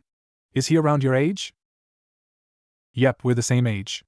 Ino was still bouncing happily on her father's lap, not seeing his horrified expression. Actually, I am 17 days older than him. He was born on October 10th. I asked. That seemed to break Inoichi out of his nightmare. October 10th, 8 years ago? Ino nodded. Aha! Imiko caught on, grimacing. That really was not a good day to have for a birthday. If he's your age, have you met him before at the academy? No, Naruto-kun doesn't go to the academy. Oh, so he's a civilian. Ino shook her head quickly, her smile returning. No, Naruto-kun wants to be a ninja. He wants to be Hokage. Emiko smiled at her daughter's enthusiasm. And he's already got amazing chakra control, way more advanced than what we learn at the academy. Really? Asked Inoichi. Where did he learn it if not at the academy? He said he's taught at home by his family. Is he in a clan? Asked the father. What's his last name? Uzumaki, she exclaimed, missing the flinch of her father. His full name is Uzumaki Naruto. Emiko looked at her husband before asking, Uzumaki, that's a name I haven't heard in a while. Did you meet his parents? Ino's smile dimmed. No, Naruto-kun's parents died during the Kyuubi attack. He lives with his grandfather and his siblings. Emiko sat closer to her husband and daughter, reaching for her husband's shaking hand. What does Naruto-kun look like? Ino blushed with a shy smile. He looks very cool. She looked away from her parents. He is so handsome, she whispered, getting redder. He is even more handsome than Sasuke-kun, and way cooler, too. Like, he actually talks and smiles and laughs. He has such a cute laugh. That's great, honey, interrupted Emiko, but what are his features like? Like his hair or eyes? Ino grinned. He has blonde hair, too. Inoichi flinched as Ino continued, but not like ours, it's a bit darker. It's also very messy, but in a good way. It's very spiky, but it frames his face perfectly. His eyes, too. They're blue like ours, but darker as well. Like a deep blue. Inoichi shakily breathed out. So he is a blonde-haired and blue-eyed boy with the Uzumaki name? Yep. Ino clasped her hands together to plead. He promised me he would hang out with me again next weekend.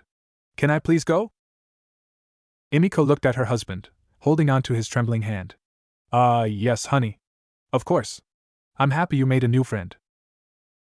Look what he made me today. Ino pulled back the sleeve of her sweater and showed her new personal storage seal to her parents. Isn't it cool? It's our clan symbol. Emiko smiled as her husband was still in a daze. It's very nice. Did he draw it on you? Ino shook her head. No, Kao-chan, this isn't just a doodle. Here, let me show you. She formed a hand sign and molded her chakra before tapping the seal with her right palm. A puff of smoke appeared and shocked both her parents. Ino grinned at their surprise as she held an empty bottle of water in her hand, the same one Naruto used to feed her. See?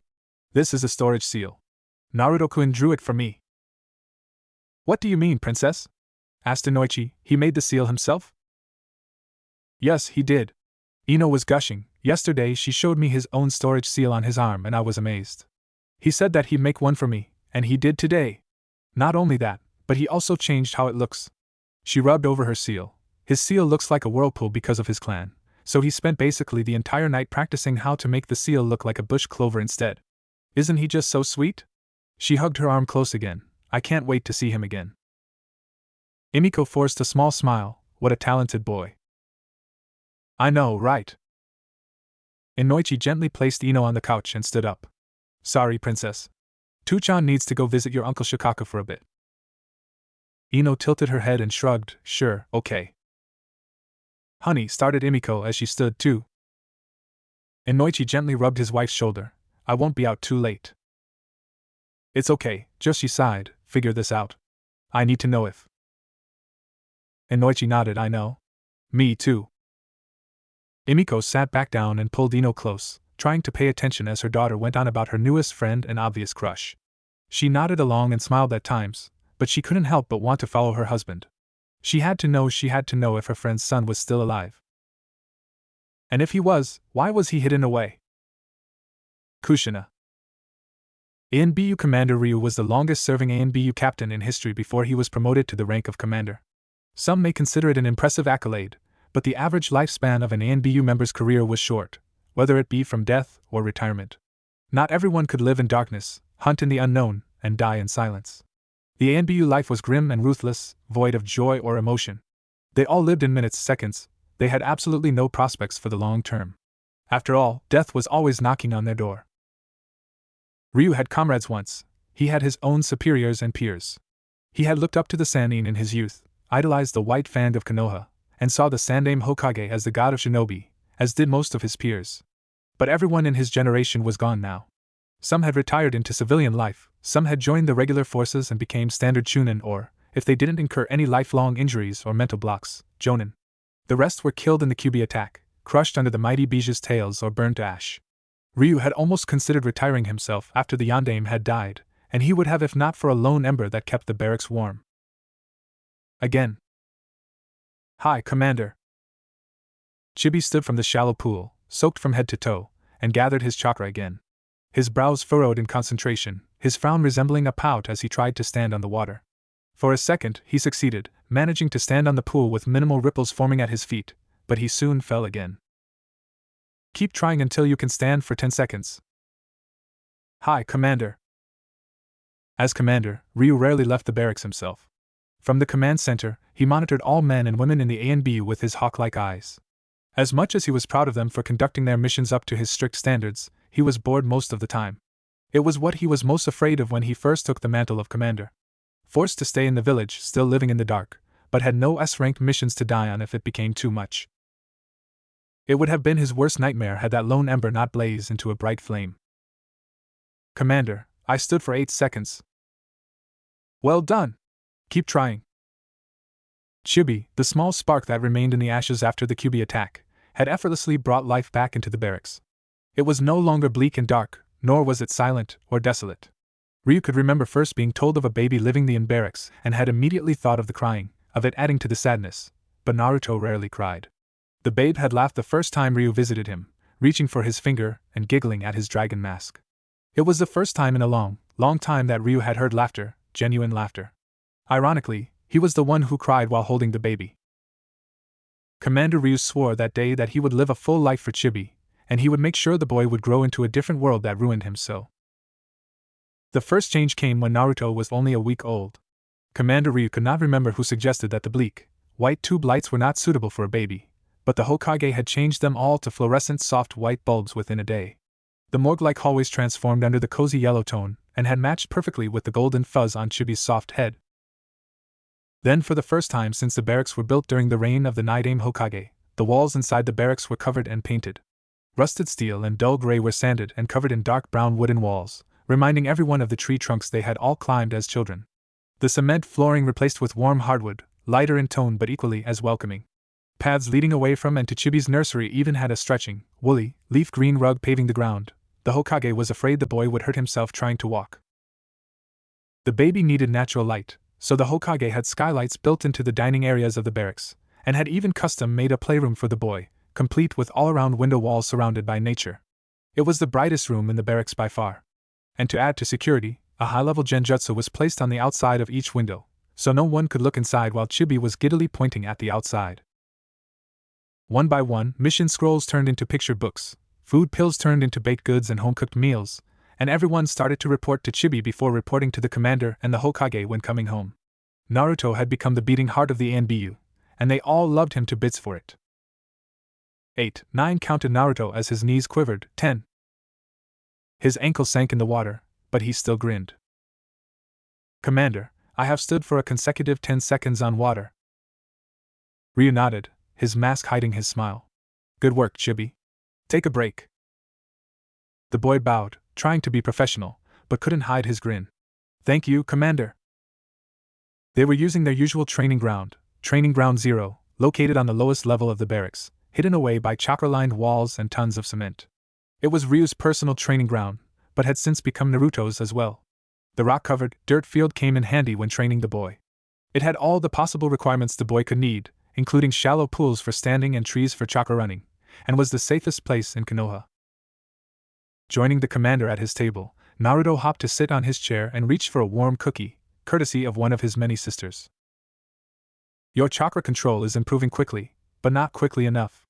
Naruto finished his cookie and turned to face his teacher. At this point, your control is beyond that of a regular genin, but your chakra reserves are growing faster than you are improving. We must be one step above your growth rate in order to preserve our progress, so I have decided to expedite our schedule. I'll do whatever is required, Commander. My original plan was to work in the teachings of the Academy along with your ANBU training. However, the Academy teachings have proven to be far too simple for you at this point. You'll still need to finish on your book learning, but the 3 basic jutsu required for graduation you have mastered. Well, at least you've mastered the Kawarimi and Henge. Naruto smiled. The Kawarimi and Henge were easy enough. The Bunshin no Jutsu was a pain to learn, but after your chakra control exercises, I can at least make one that's not deflated. He stood tall. So, what kind of training will we do from now on? Ryu nodded. Hokage-sama and I have carefully planned your training schedule, so there wouldn't be much change, but we have decided to teach you a B-rank jutsu. Naruto jumped from his chair, his eyes widened. Really? Yes, but calm down. The boy breathed out and sat down, his hands on his lap, his training showing results. This is the Kage Bunshin on jutsu. The commander formed a hand sign and a puff of smoke appeared beside him, and a clone manifested. This is different from the standard clone jutsu, and you will be able to use this one much easier. These clones are corporeal and can act independently from the original. Naruto's eyes sparkled at the sight. Amazing! This was invented by the Nidaime Hokage himself and is taught to all A and B recruits as a form of orientation training. The commander's clone sat down as well, both looking at Naruto. This is not a difficult jutsu to learn. The only reason it is classified as a B rank is because of the enormous chakra requirement. Each clone is created by dividing the user's chakra in half, so each clone created splits the user's chakra evenly between them. People with lower chakra reserves, like Genin and some Chunin, should not learn this jutsu. It can easily lead to chakra exhaustion and potentially death. I understand, muttered Naruto, nodding along. You, however, are blessed with the largest chakra reserves I have ever seen. At your age, you already have more chakra than me and Hokage-sama. The boy's eyes widened, but stayed silent. And your reserves will continue to grow exponentially as you approach maturity. This jutsu will not be an issue for you for this reason. Well, how many clones do you think I can make right now? With this standard version of the Kage Bunshin, you can create 12 clones, all of which will have a decently sized chakra pool and will be able to last for a decent amount of time. Of course, this variant of the jutsu is limited. The original and unhindered version of the Kage Bunshin has no limit on how many clones you can create. By the time you reach maturity, you will possibly be able to create upwards of 1,000 clones and still feel fine. 1,000, whispered the boy, pondering the possibilities. Yes, which leads to the reasoning behind teaching you this jutsu. The commander leaned forward along with his clone. This technique was created not only for combat, but for reconnaissance. The memories and experiences of each clone, he said as he punched his clone, causing it to disperse into a puff of smoke, is returned to the original upon their destruction. Naruto's eyes widened in understanding. These experiences, do they include muscle memory and learned knowledge? Yes, Ryu answered. While physical changes or gains cannot be transferred back, any sort of neurological connections or reflex practiced will be accumulated. So, with clones, I can significantly accelerate my training regimen. Exactly correct. The commander leaned back against his chair. Training with one clone, you can cut the required time in half. With a dozen right now, any training that would require a year's time will be completed in 1 month. He crossed his arms. When your body reaches or is close to reaching maturity, you may be able to cram a millennia's worth of training into 1 year. Naruto slumped in his chair, shocked. Is this how upper tier ninja train? Not at all, Chibi. Ryu sighed. You underestimate the amount of chakra you command. Compared to other children your age, like your new friend, Yamanaka-san, you have at least 1,000 times more chakra than they do. No one, not even Hokage-sama, can possibly train like this. Not only because of chakra requirements, but also stamina requirements. Experience also translates into fatigue. Without your Uzumaki vitality and endurance, no one would be able to survive this kind of training. Naruto looked down, contemplating the news. You have the best of both worlds, Chibi. A near unlimited amount of chakra and a near unlimited amount of stamina. There was a reason why the Uzumaki clan was so revered in the world. They were known as the clan of longevity, and could fight for days at a time. But why do I have so much chakra? Asked the boy. I understand my Uzumaki blood, but how come I have so much chakra?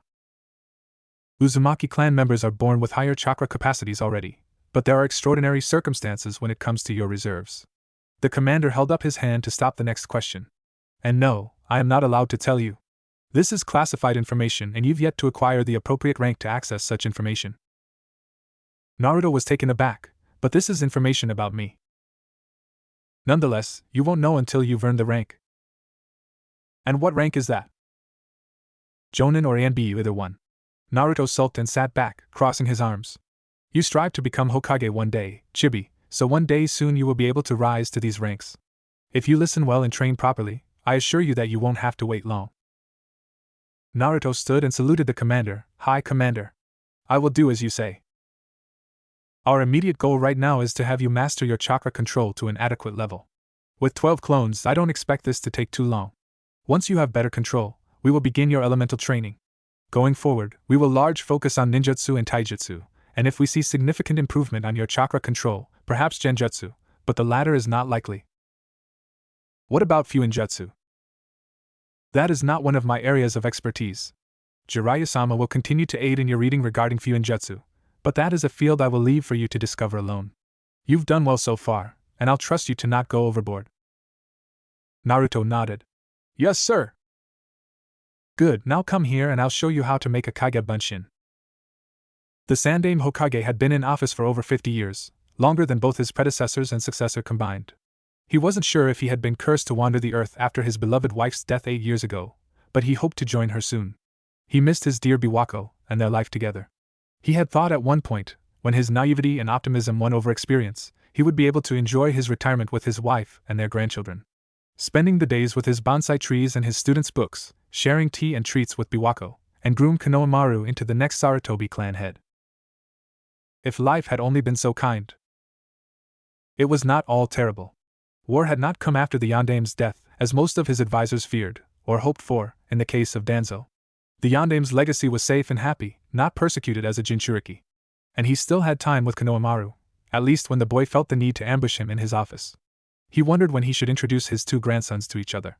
Konohamaru could sure use an older brother and Naruto could finally interact with someone younger than him. Hokage-sama, came the voice of his secretary, Yamanaka Inoichi, Nara Shikaku, and Akimichi Chuza have requested your audience. Clearing his throat, he adjusted his hat. Yes, let them in. The doors opened for the 3 clan heads, each an elite jonin of Konoha.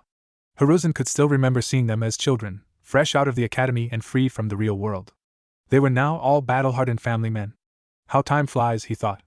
Before long, their children would take their place, and if the deities above were kind, someone else would be sitting in this damn chair with this damn hat. Gentlemen, greeted the Hokage cordially, casually lighting his pipe, what can I do for you? Inoichi and Chuza gestured to Shikaku, and the Jonin commander sighed. Hokage-sama, some troubling information have come to light recently. What kind of information? Asked the old man, and please take a seat. The 3 men sat, all looking nervous and anxious. Hiruzen sighed inwardly, assuming the reason behind their concerns, but was surprised at the speed of it. When he allowed Naruto to play outside, he had expected some of his parents' old friends to run into him. But apparently, according to the ANBU commander, Naruto had managed to befriend and enamor the Yamanaka heiress on the very first day they met. Still, he expected a few more days before a confrontation, but for once they were taking the initiative. Forming a hand sign under his desk, the Hokage activated the silencing barrier built into his office. Yesterday, Hokage-sama, my daughter met a friend in the park. Hiruzen knew they were testing the waters, but felt no need to speed up the conversation. Wonderful, he replied, children finally get to be children. That's the reason we're here, actually. Inoichi turned to look at his teammates and brothers before turning back to the Hokage. The boy she met was most peculiar. He introduced himself as Uzumaki Naruto, a family name not used since Kushina's death. When I inquired more, my daughter described him as a boy with spiky blonde hair and deep blue eyes. Yes, and? Asked the old man. Shikaku sighed, troublesome. He sat taller and looked at the old man. Is he Minato and Kushina's boy? Yes, he is.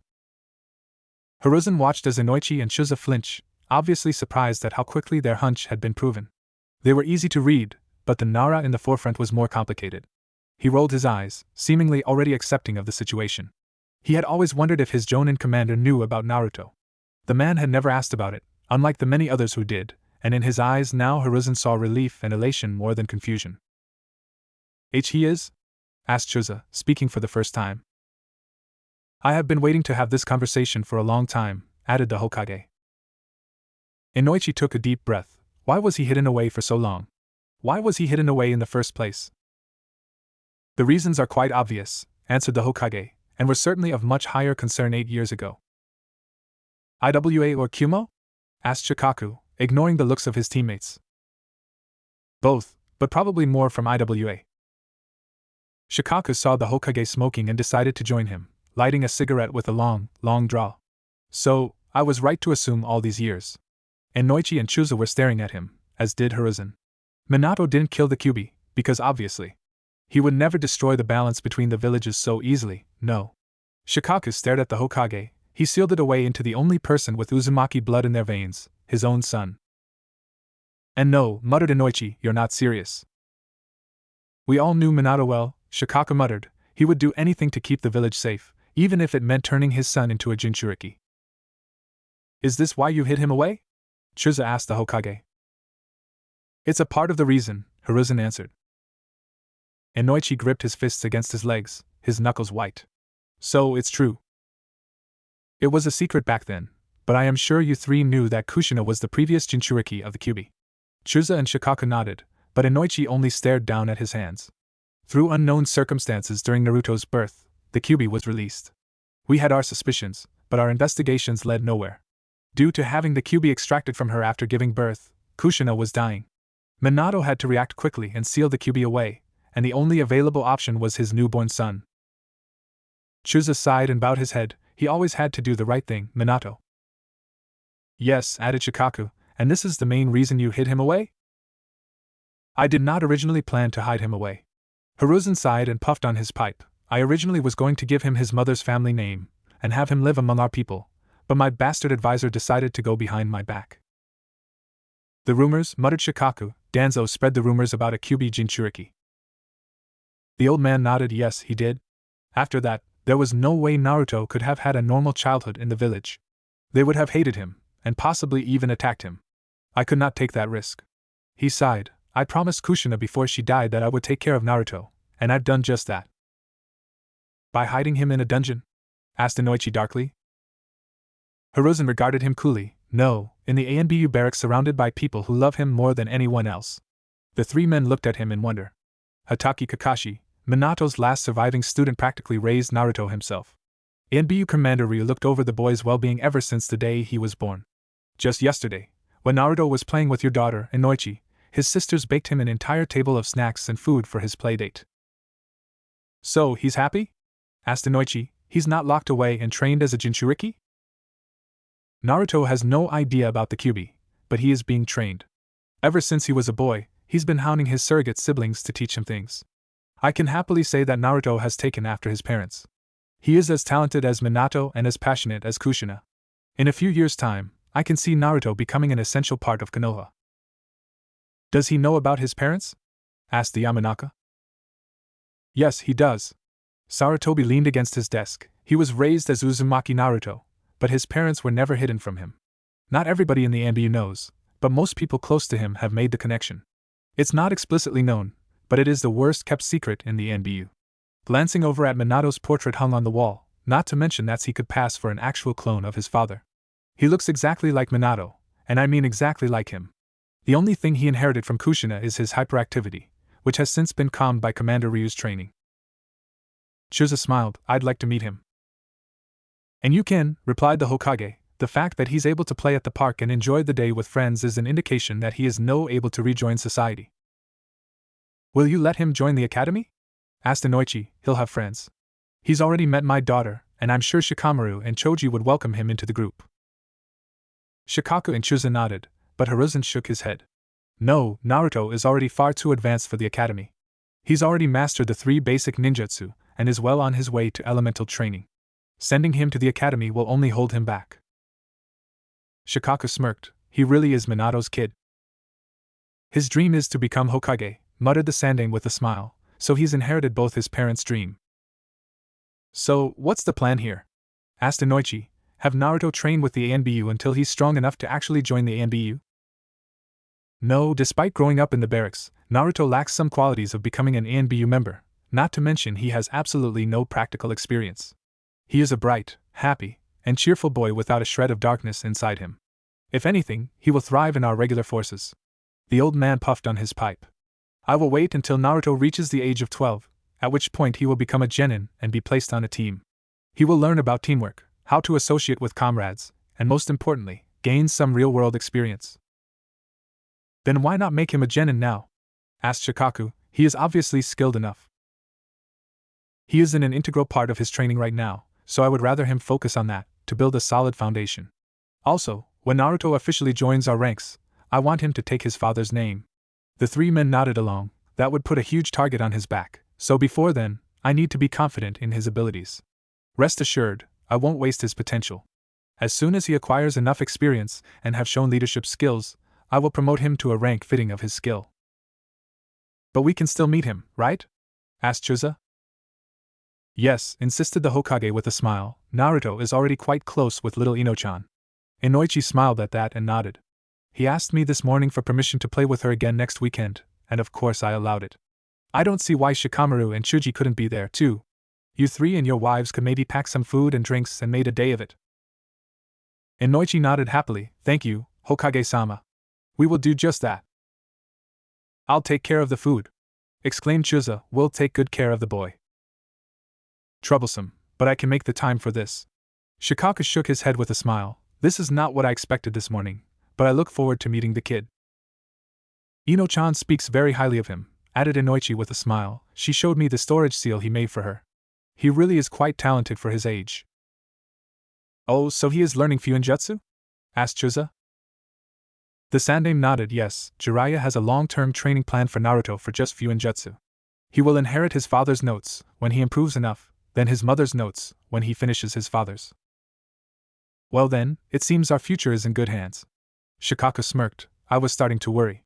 My son is far too much like me to actually take that hat from you, Hokage-sama. And after the whole Uchiha ordeal with Itachi, I was afraid you won't find a worthy successor. Inoichi and Chuza looked surprised, but Hiruzen only nodded. Indeed, but any real possibility is still yet to be seen. We will know for sure in a few years. Shikaka stood and his brothers followed. They all bowed to their leader. Thank you for your time, Hokage-sama, and for your honesty. Yes, Hokage-sama, thank you, added Inoichi. My wife and I will sleep easier knowing the boy is safe and is being taken care of. Chuza laughed. And you should join us next weekend, Hokage-sama. I'll have enough food prepared for an army. The Hokage chuckled. We'll see, Chuza. And you're all very welcome. I've been keeping this a secret for too long and I'm happy to finally tell the truth. I'm sure Minato and Kushina are looking down on us now and are very happy their old friends are looking after their son. Inoichi nodded. We will take good care of him, Hokage-sama. I promise. Kaiga Bunshin no Jutsu. 12 puffs of smoke erupted beside Naruto, each revealing a clone. Each looked exactly like the original, with no imperfections or clear differences at all, much unlike his early attempts at the basic clone jutsu. If anything, Naruto found this clone variant to be much easier to use than the regular clone jutsu. It required much less chakra control. Any difficulty with it lay with the amount of chakra needed, and Naruto could barely feel a drain. Naruto smiled at his clones who all smiled back. This is so cool. As I said, it is not a hard jutsu to master. Commander Ryu stood in front of the small army of Chibi, his arms crossed. You still use more time than necessary to create only 12 clones, but we'll work on that as we proceed. What next, Commander? Asked the original Naruto, his clones all grinning and bouncing. Now to compartmentalize. He turned to the clones. You 7 from the left will continue with water walking. Do not stop until you manage to stand on water for more than 30 seconds. Once you've done that, you can work on running on water. We will continue to do this every day until you can effectively fight on water. The 7 clones nodded, dismissed. Hi, Commander. The 5 of you remaining clones will head to the ANBU library. There you will each choose a book from your required reading list. Read until you're too tired to concentrate or until you're low on chakra. Do not disperse yourselves until further notice. Dismissed. Hi, Commander. Ryu turned to the original as the clones sped away. When you become more accustomed to using this training method, weaken more clones. At the moment, the results are secondary. We are working on helping your body and mind adapt to the increased stress of this training method. You will feel tired, much more tired than usual, but given your Uzumaki physicality, I'm sure you can handle it. The mental stress you will incur is perhaps our biggest hurdle. If I assume correctly, you will get a rush of information the instant one clone disperses.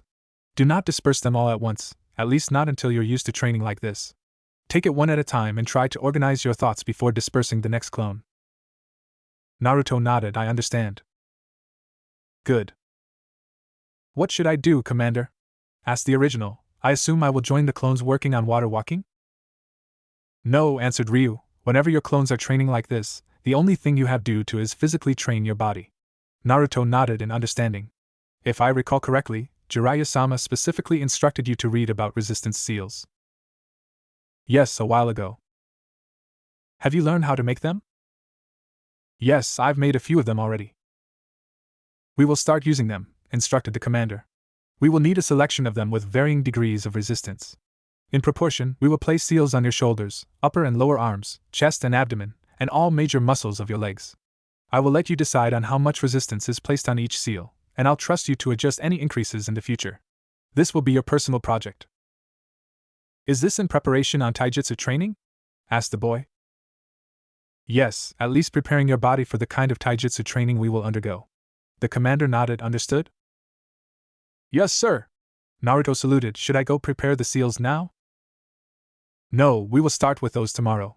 Ryu gestured Naruto to sit down as he sat down himself. I have a special task for you to do today. The boy looked excited but remained silent. I am impressed with your progression regarding social interactions. Your recent mission to befriend the Yamanaka heiress was a tremendous success, and I want you to explore that area more. Naruto leaned closer. How so? Kakashi, Tenzo, Ko, and I have discussed this closely a few nights ago after we watched your mission tapes. Naruto nodded along. We all agree that your exploration of similar social interactions will become just as important as other parts of your training. Kakashi will discuss more of this with you later, but today I am giving you a new mission. Does it involve Ino-chan? He asked as he jumped from his seat, smiling brightly. Yes, it does. Yes, cried the boy, losing his composure. It had been a long 2.5 days without his friend. Monday and Tuesday went as normal, but everything seemed lacking after meeting Ino. She was so bright, energetic, and fun, now anything not involving her seemed dull and boring. A mission involving Ino-chan, that was two of Naruto's absolute favorite things and he couldn't be happier. Chibi, attention. Hi, Commander.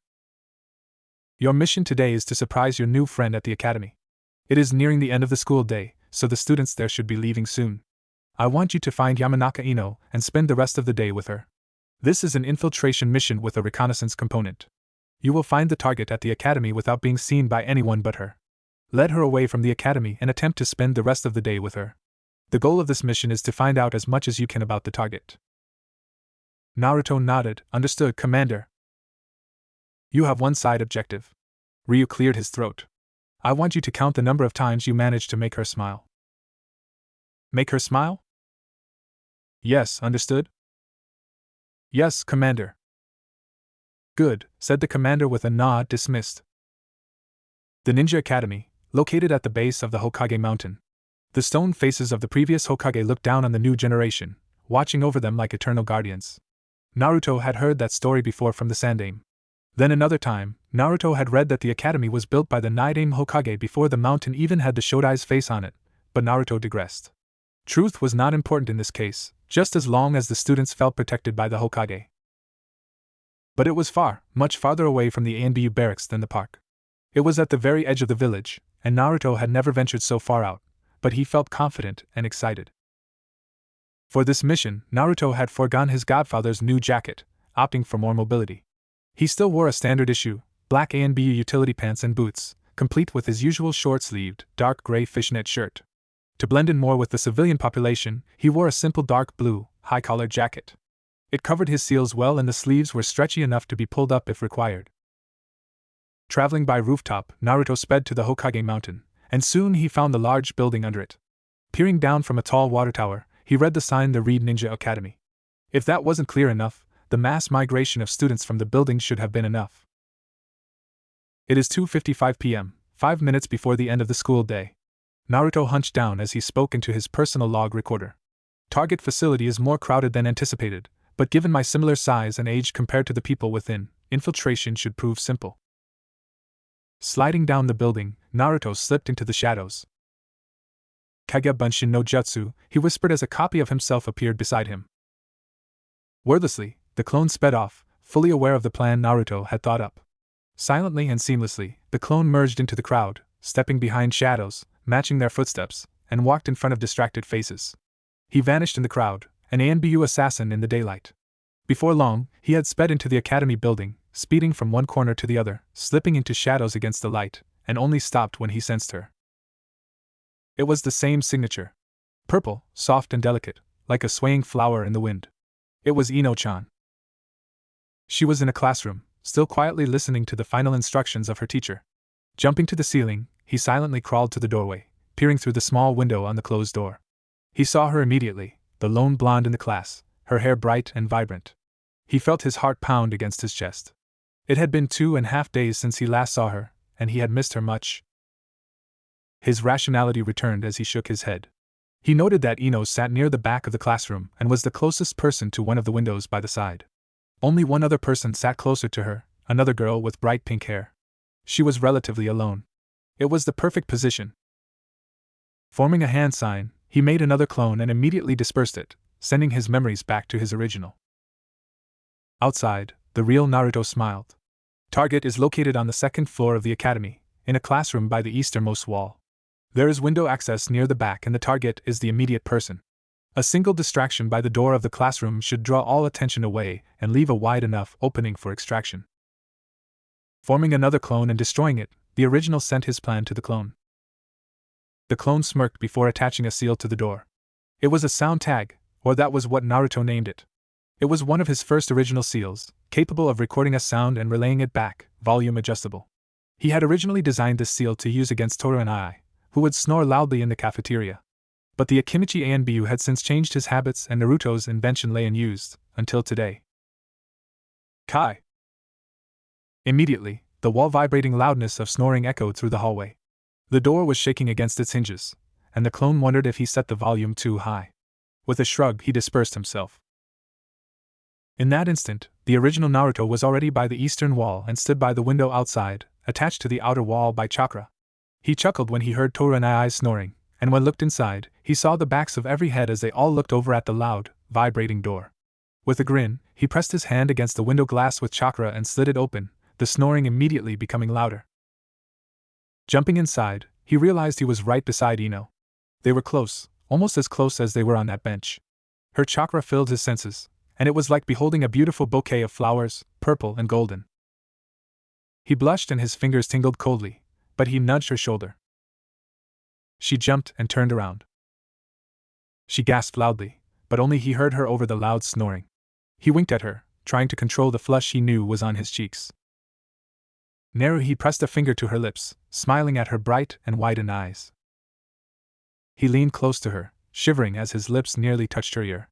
"Be quiet, Ino-chan, and come with me, okay?" She blushed to the roots of her hair, which made her look unbearably cute.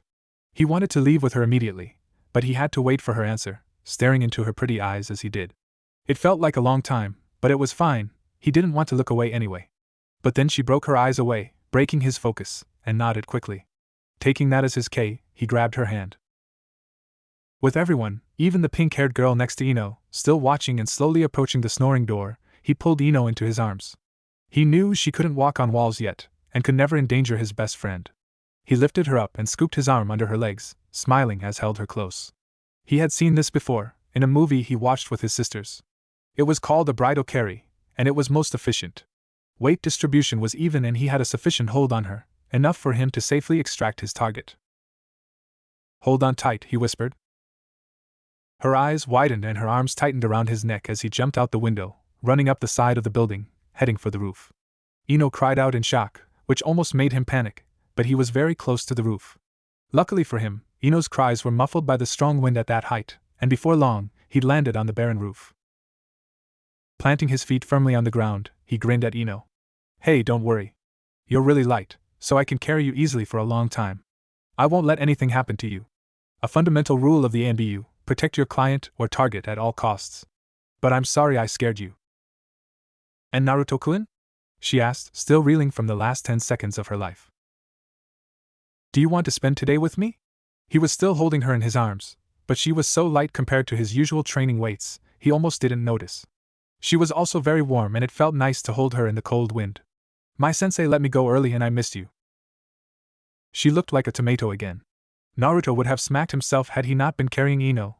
They were standing on the roof under the afternoon sun, of course she would be burning up again. He wondered how he could unseal a bottle of water with Ino in his arms. He could set her down, but he really didn't want to. Sure," she answered, breaking him from his thoughts as she looked up at him timidly. "I'd love to hang out with you." "Great. Now Naruto-kun," she called out, her voice against the wind. "I miss you too." He felt his heart tremble and his knees quiver. She smiled up at him. Number of smiles, 1. The NBU Commander Ryu's personal training ground had been flooded, covered from end to end in waist-deep water. It nearly exhausted the chakra reserves of several new recruits, but they managed to terraform the area without much trouble. The rocky dirt field had been transformed into a small lake, complete with jagged rocks protruding the surface, and sharp cliffs lining the edges along the walls, courtesy of the commander's own Doton Jutsu. Everything was underwater, and if anyone had to do anything on the surface, be it stand, sit, or kneel, it would have to be done on water. You're slowing down, Chibi. Naruto grunted in response, forcing his legs to their limits. Sorry, Commander. The boy's legs were shaking and his whole person trembled, but he stood strong on the surface and ran. It had been 2 days since he applied the resistance seals to his body, numbering a total of 21, and he had since increased the pressure twice. His entire body, every major muscle group, was now under precise amounts of controlled pressure, designed to hinder his natural and most common movements. It had proven to be extremely effective. It became quickly apparent that Naruto healed much quicker than the normal person. Even by Uzumaki standards, the recovery time of Naruto's energy, chakra, stamina, and physical body was incredible. Strained or even pulled muscles healed within minutes.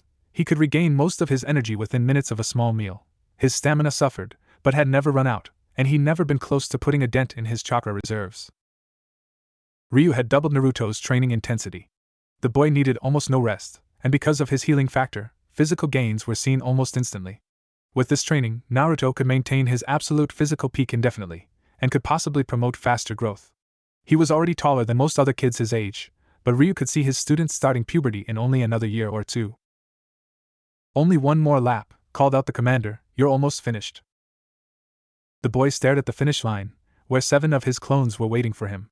They had no use for resistance seals and were only focused on maintaining and improving chakra control, so they had finished much faster than the original. Naruto managed one more push and made it back to his teacher. Finished, Commander.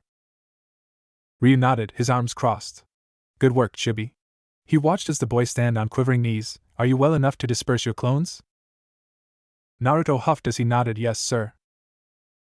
He made a hand sign and grinned at his clones, who all stared back at him in pity. They all shared the same memories, and they all knew how much exhaustion would be returning to the original. With a quick flare of chakra, Naruto cancelled his jutsu, and the 7 boys vanished with puffs of smoke. He rested his hands on his knees and braced himself. Ugh, he groaned, his head pulsing and his vision darkening, but he had grown used to such sensations. This one isn't too bad, not nearly as bad as the first time. He felt his heart race against his chest, trying to pump as much oxygen as possible through his bloodstream, and slowly, he felt his breathing calm. I think I'm getting the hang of this. Have you adjusted to your new memories? He nodded, yes, he replied with a pant. It's much easier to process if the clones were all doing the same thing. They were all just running laps on water, nothing too confusing. He managed to straighten his back, to stand upright. The other 5 are much harder to deal with. They're all reading different books on different subjects. I don't think I can pop all of them at once. I'll do those one at a time in 1-minute intervals. Very well, commended the commander, I trust your judgment. Thank you, sir. In 2 days, your 7 clones here have collectively ran on water for approximately 168 hours. Your chakra control has improved significantly, and will now be able to conduct battle scenarios and drills on water. That will be your task on Monday. Naruto nodded, his legs still shaking, but healing. While you continue with your physical conditioning, your clones will be conducting precise movement drills or battles on the water surface. It will be much more difficult than this week's training. The boy almost grimaced, but knew better. Take the next 2 days to rest. I believe you have other arrangements made already. Naruto smiled, yes, sir. His legs had stopped shaking and he was standing firm. I made plans to meet with Ino-chan again, for both days. Good, Ryu muttered, your social skills are just as important as your combat skills. Be sure to be on your best behavior and remember that your mission regarding young Yamanaka-san is still ongoing. 21 smiles, the boy said with a grin. Ino-chan smiled at me 21 times on Wednesday. I will aim for even more this weekend. The commander nodded. I also expect you to put your reading to good use. Yes, sir. Naruto's breathing returned to normal. I've read and fully comprehended the Gentleman's Guide to Etiquette, the fine art of manliness, and how to be a gentleman. Telltale Signs of the Human Body was interesting, and while they were highly recommended by Kaka and Ko and I still struggled to understand the concepts taught in Gentleman's Guide to Getting Lucky and Oral Warfare. That is to be expected, muttered Ryu, Those 2 books were added after the fact as outliers. We did not expect you to fully grasp the lessons within, but as you mature and grow, they should naturally come to you. Just remember the words and they will make sense in the future. The boy saluted, his body recovering. Understood, Commander. Now, we will end our training here today. Naruto's eyes brightened, but Ryu stopped him. No, this doesn't not involve your new friend. The boy pouted and stayed silent. Hokage-sama has requested your presence. He will meet with you in the playroom. Permission to go now? Asked the boy. Granted. It had been a while since Naruto had been to his playroom. Ever since he was allowed to train as an actual ninja, he felt no need to play with his old toy kunai and katana. But ever since he could remember, Naruto also associated the playroom with his Jichan. Some of his fondest memories as a child were playing with the Hokage, sparring with him with foam swords and pelting him with rubber shuriken. Jichan was younger then and could take some hits, but recently Naruto had started to worry about his beloved grandfather's health. Jichan. Naruto ran into the room with a grin, finding his grandfather sitting on one of many beanbag chairs. He quickly gave the old man a hug, welcoming his warmth. His Jichan felt thinner now, and the boy noticed that he was not much shorter than the old man anymore. How are you feeling, Naruto? The Hokage asked as the boy pulled away, jumping to the next beanbag chair. Is your new training regimen too much? Not at all, he replied with his grin. I do get tired a lot during training, but I feel fine after some rest. Commander said that I recover very quickly, so no matter how tired I am during the intense moments, as long as I don't push too hard, I should be fine. You do your Uzumaki ancestry proud, my boy. Thanks, Jichan. The Hokage smiled at the boy. Now, I do have something to discuss with you today. At his tone, Naruto sat upright. We've come to a milestone in your life, Naruto. You are growing as a shinobi and as a person. Not only will you continue to develop your skills with Commander Ryu, you will also start to socially interact with others your age. Naruto nodded. I am very happy that you've made a friend so quickly. I have met little Miss Ino-chan a few times before, and she seems like a very nice girl. Naruto gave a small smile and nodded. She is, Jichan. Ino-chan is amazing. The old chuckled at the boy. I'm sure she is. But now that you are starting to interact with people outside of the NBU, I feel I must go over a few ground rules with you regarding certain sensitive subjects. Such as? Asked the boy confused. Such as your parents. The Hokage sighed. As much as I want to give you your father's name right now, it is still too early. So for now, I only want you to use the Uzumaki name, and when people ask you about your parents, tell them that you don't know who they were. The boy nodded in understanding. Same with your skills as a shinobi. I am very proud that you have progressed so quickly, but I need you to keep most of your skills secret. You may show some basic knowledge in jutsu, but keep the more advanced of your arsenal to yourself. I understand. Which bring us to your future as a shinobi. Naruto sat taller, excited. To be honest with you, you are already skilled enough to be a genin. The boy's eyes widened. You already know everything the academy is required to teach, and your physical capabilities and chakra control are already beyond those of the average genin, and your chakra capacity and potency is beyond that of all jonin in the village. But at this point, it is more important for you to focus on building a strong foundation for yourself. Becoming genin right now will only hinder your training with Commander Ryu. For the foreseeable future, we will focus on your training and developing your ninjutsu and taijutsu. I'm okay with that, Jichan. I love training with the commander, and I need to get stronger if I'm ever going to be Hokage. The Sandaime smiled. That's right. He patted the boy's head. But this doesn't mean you'll never join the regular forces. No matter how strong you are, you will need real-world experience. You also need to learn to work with other people and learn about teamwork. Naruto nodded along. Commander Ryu and I have decided that we will focus on your training until you turn 12 years old, at which point you will be promoted to genin and join your own team with others your age. Naruto's eyes widened. Does this mean I could be on the same team as Ino-chan? With a chuckle, the Hokage shook his head. Not likely. Ino-chan is the heiress of the Yamanaka clan, and she will be expected to continue the tradition of being on the same team as the Nara heir and the Akimichi heir, both of whom are also your age.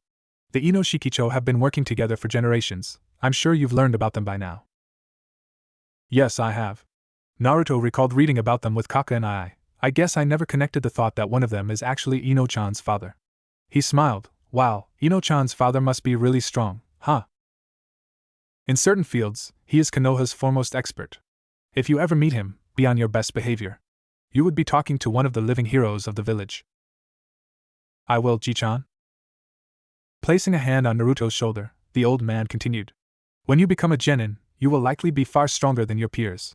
It's possible you may even match the skills of your Jonin sensei. This means I won't expect you to be a genin for long, but during that time your goal would be to amass as much real-world combat experience as possible along with learning about teamwork and the intrigue of enemy ninja. There is only so much we can teach without experiencing the real thing. Knowledge can be taught, but instinct can only be honed by experience. I'll work as hard as I can, Ji-chan. I know you will, Naruto. The old man stood with a groan. Now, how about you join your grandfather for some dinner? Naruto grinned. Sure. I'm starving. It was finally the weekend, and Naruto would soon see his best friend again. It was remarkable to the young boy that his perspective on his schedule could change so much in such little time. A mere week ago, training so intensely in his new training program would undoubtedly be the highlight of his week.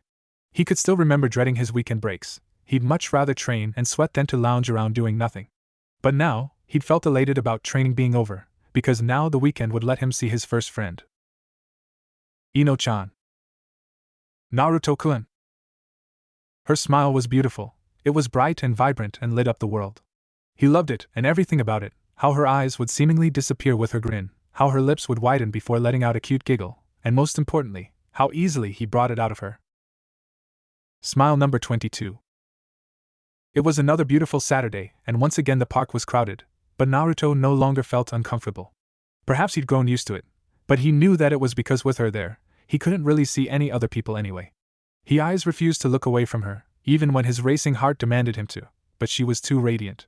Dressed in a pink sundress with her golden hair blowing freely in the wind, Naruto could only stare as she ran toward him. It was almost blinding when she reached him, but his brain quickly went into overdrive when she grabbed his hand and pulled him along. We have to escape, Naruto-kun. Huh? Asked Naruto as his body automatically listened to her. Why? He asked again, already running next to her. Ask questions later. Ino glanced back at him, and he felt weak at the knees. Just get us out of here. Hi. With a burst of speed, Naruto scooped Ino into his arms again. Channeling chakra to his feet, he pushed off the ground, vanishing in a blur. The pair was a golden blur, zipping through the park and in between people, leaving only glimpses of yellow behind as they escaped through the shadows of lounging parents and racing children. It was long before they reached the trees and vanished into the thick canopy. 5 seconds, it took too long. Naruto knew having Ino in his arms would slow him down a little, but not a 3-second delay. Perhaps he had adjusted his resistance seals a tad too much. His body had healed after his week of training and he already felt a bit too light, so he had increased the seal pressure the previous night. Naruto cursed himself inwardly. Had he known Ino would need his speed, he'd had removed the seal for her. Sorry, Ino-chan, he whispered, finally looking down at the girl in his arms. I'm slower than usual today. He saw Ino looking up at him in awe. That was slow? She blinked and looked around, seemingly realizing where they were hiding. I've never moved that fast ever. I didn't even know people could move this fast. Are we in a tree? How did you even get up here? No, this is quite normal. Naruto shrugged. I can move faster than this on better days and most of my siblings are still faster than me. You should see my sensei and Ji-chan. I can't even see them move when they run. Really? Asked the girl. How is that possible? Training, I guess. He grinned at her. One day, I'll be just as fast as them. Give me a few years and I'll show you. Ino tightened her arms around his neck. Sure, I'd love that. Now, are we far enough? What are we hiding from? Asked the boy, stretching his senses out, but not finding anything out of the ordinary. I can get us deeper into the forest if you want. I don't even know where we are exactly, so I don't know, she whispered back, her breath tickling his cheek. Maybe we should just stay here for a bit. He fought off his blush and nodded, feeling his hair brush against hers. Sure, that's fine with me. He smiled again. You're still so light. I can hold you like this forever. Even under the shade of the thick leaves, Ino's face burned red. According to telltale signs of the human body, flushing of the cheeks could mean more than heat. It could also mean stress or embarrassment. Naruto saw no reason for the angel in his arms to feel any sort of embarrassment, so it must have been stress. Perhaps whatever they were hiding from was deeply concerning to her. Forever? She whispered, breaking him out of his thoughts. You promise? Huh. He pondered her words and gauged her weight before he grinned. Sure, if you want, I'll hold you like this forever. I promise. Ino was barely a fifth of the weight of his strongest resistance seal, so accounting for his healing factor and fast recovery, he had a reasonable chance of being able to never set her down.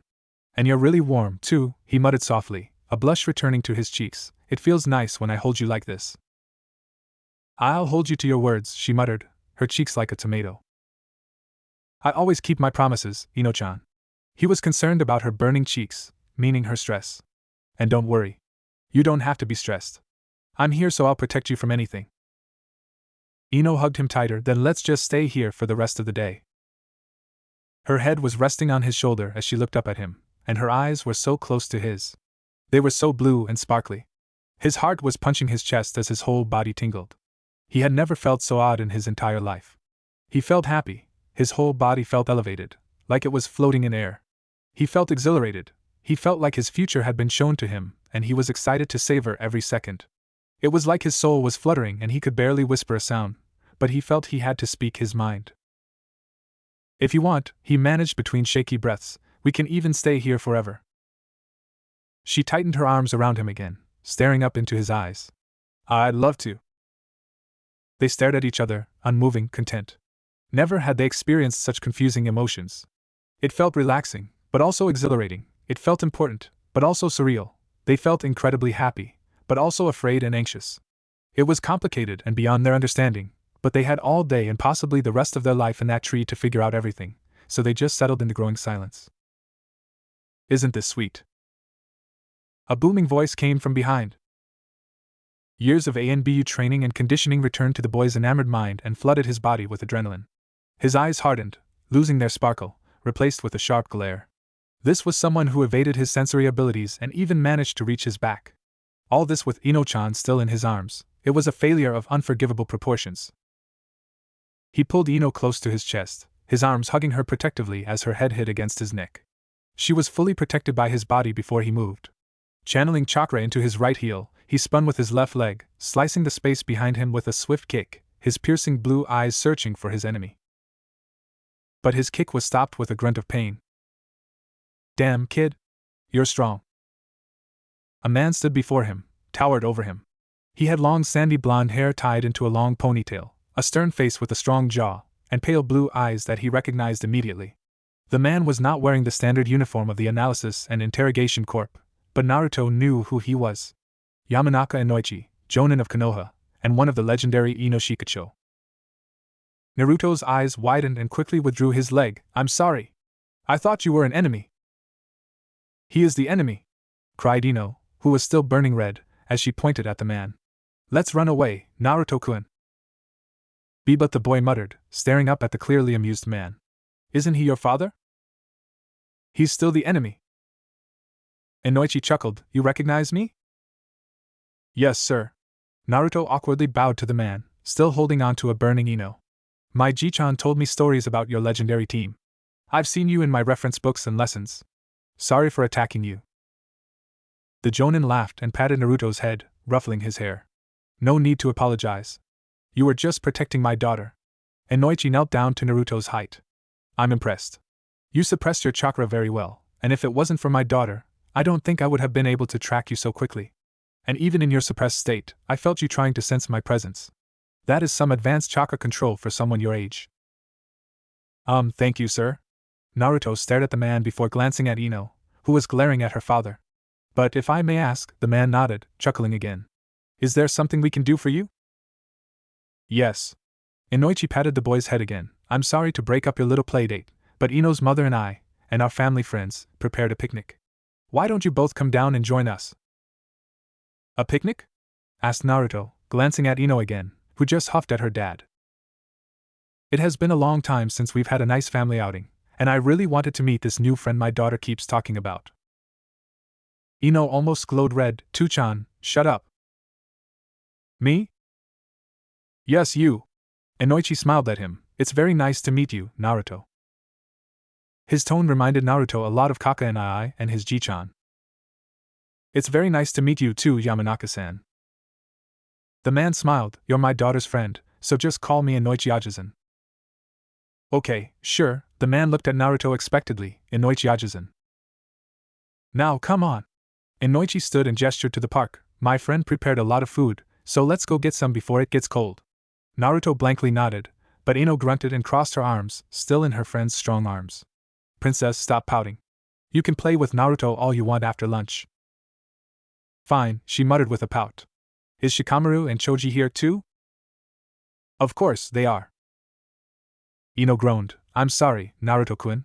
With a huge frown, she dropped her feet to the solid branch and stood from Naruto's arms. I'd better jump down myself. Those two can be really annoying and nosy. I don't want them to ask you too many questions. Who? Asked Naruto. Just children of my parents' friends. Ino pouted and turned from her amused father. You don't have to talk to them if you don't want to. Now, Inoichi started, I'm sure Naruto wouldn't mind meeting some new friends. He smiled at Naruto again. I'm sure you'll be quick friends with Shikamaru and Choji as well. They grew up together with Ino, they're basically like siblings. Oh, Naruto said with nod, I get it now. Just like me and my older siblings. Yes, exactly. Inoichi rubbed his daughter's head. Now, let's go. We don't want to be rude. They jumped from the tree, landing softly on the ground, but Naruto still held on to Ino's arm, afraid she'd hurt herself. She smiled at him, and he felt his heart race again, but quickly followed along as Inoichi started to make his way through the large field. Naruto had been to this park many times by now, but it was the first time walking through it with someone's parent. It was an odd feeling, but knowing that it was Ino's father made it simpler to accept. From a distance Naruto could see where Inoichi was headed, and it was a huge picnic blanket, at least triple the size of all the other normal ones around the park. He had only expected a few people, but there were 7 people sitting around the food. 2 of them were clearly kids around his age, which he assumed were Ino's childhood friends. The adults he couldn't really see, but as he approached, he quickly figured them out. Being close family friends with the Yamanaka clan was already a big clue, and now seeing the huge man in front of them, it was only logical. It was the legendary Ino Shikacho in the flesh, having a picnic. We're here. Inoichi called out as the group turned to see them approaching. Ino didn't get far. Naruto felt everyone's eyes look at him. The 2 kids around his age looked at him curiously, which was normal, but the adults were different. The 3 ladies stared at him with slightly slacked jaws, a bodily response that Naruto was unfamiliar with. Recalling his recent reading material, it could indicate surprise. Was it really so surprising that Ino met a new friend? Naruto needed more information before making any conclusions. Naruto, started Inoichi, breaking Naruto from his thoughts. Let me introduce. Naruto looked at the group. This is Nara Shikaku, said the Yamanaka. I'm sure you recognize him if you recognized me. Beside him is his wife, Nara Yoshino, and the little one is Shikamaru. He is the same age as you. This was the Jonin commander, the infamous Nara clan head. Naruto had heard so many stories about him, and Ji-chan had only ever said good things about him. But he looked much more normal than Naruto expected. The man had smiled at him like Inoichi had.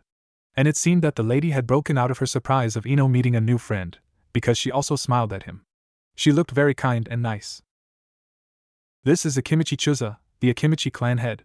His wife, Akimichi Shuko, and his son, Akimichi Choji, who is also the same age as you. Inoichi chuckled, they're the ones who brought all this food. As you can see, it's basically a feast. Naruto knew Toranai was an Akimichi, and he now knew everyone in his clan must look similar to each other.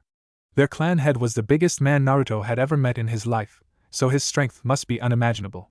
He had studied the caloric chakra boost of the Akimichi, and it looks as though both the clan head and his wife were extremely powerful. Their son was a bit on the heavy side, but not overly so. It seemed Choji still had much more eating to do before catching up to his parents' power. And this is my lovely wife, Yamanaka Imiko, Ino's mother. Naruto clearly saw Ino's face in her mother's. She was beautiful, too. But unlike the other 2 ladies, who had been happily smiling at him, Imiko looked almost in tears. Perhaps it was just allergies, because she soon smiled brightly, one that looked quite similar to Ino's, and wiped her tears away. With a quick exhale, Naruto bowed to the group.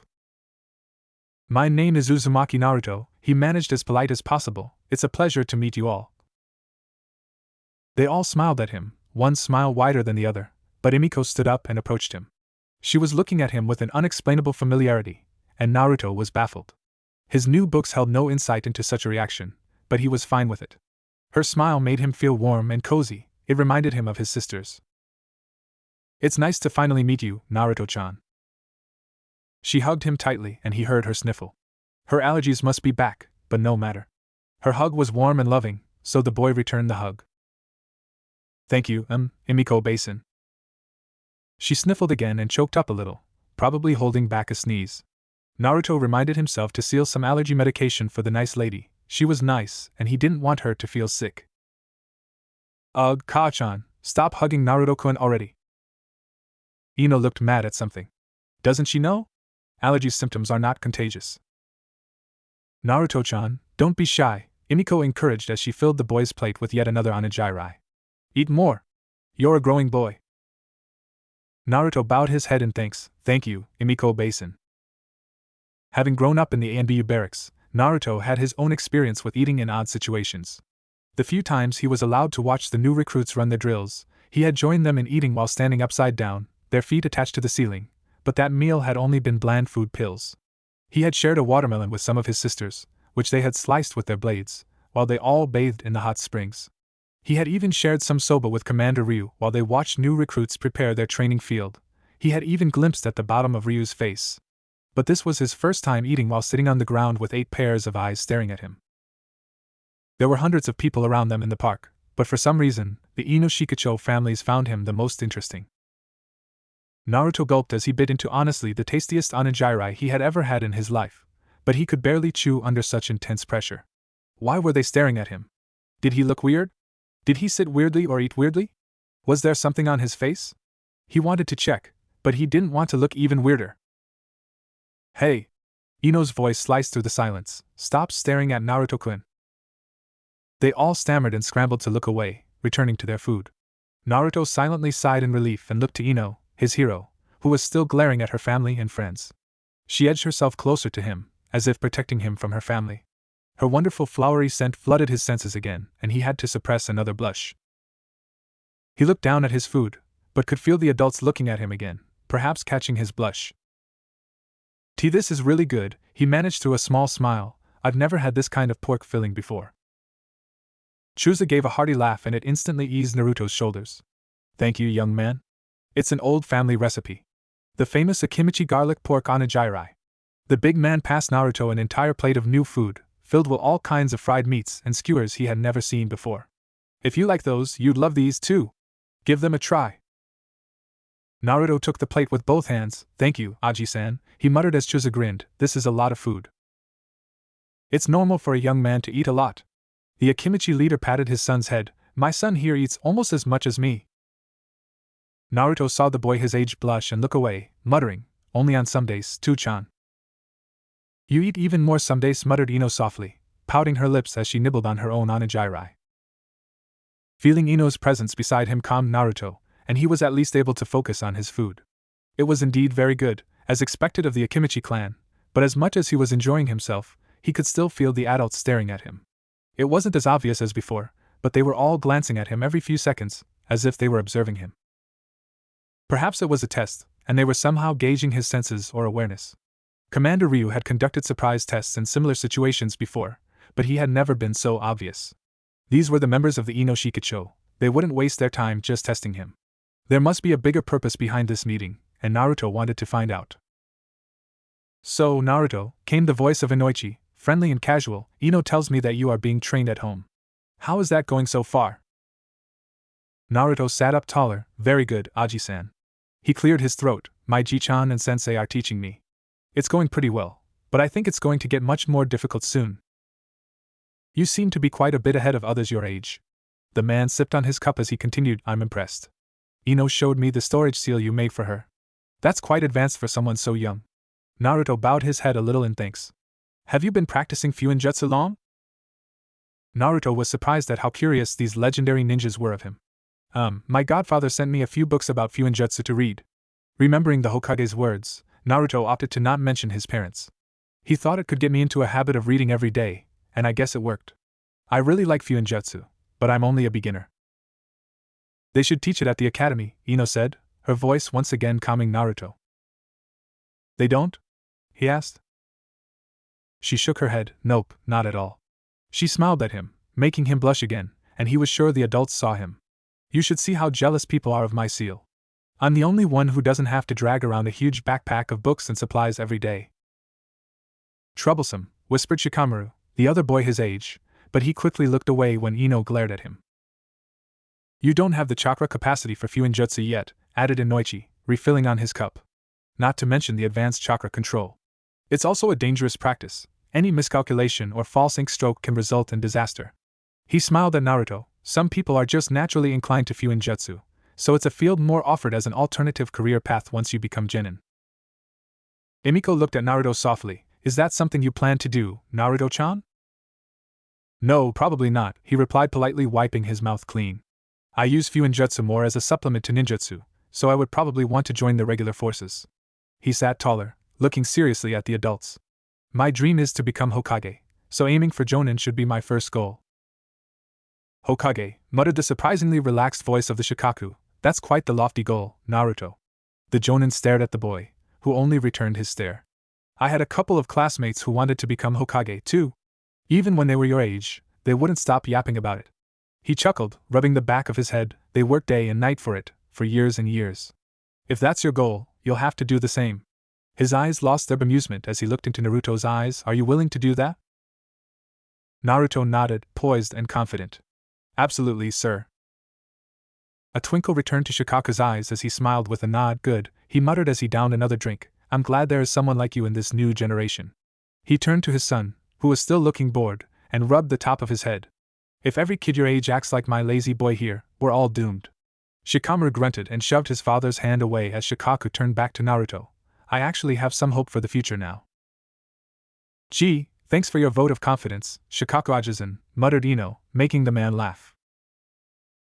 Finally, Naruto's nerves had calmed and his smiles again came easily.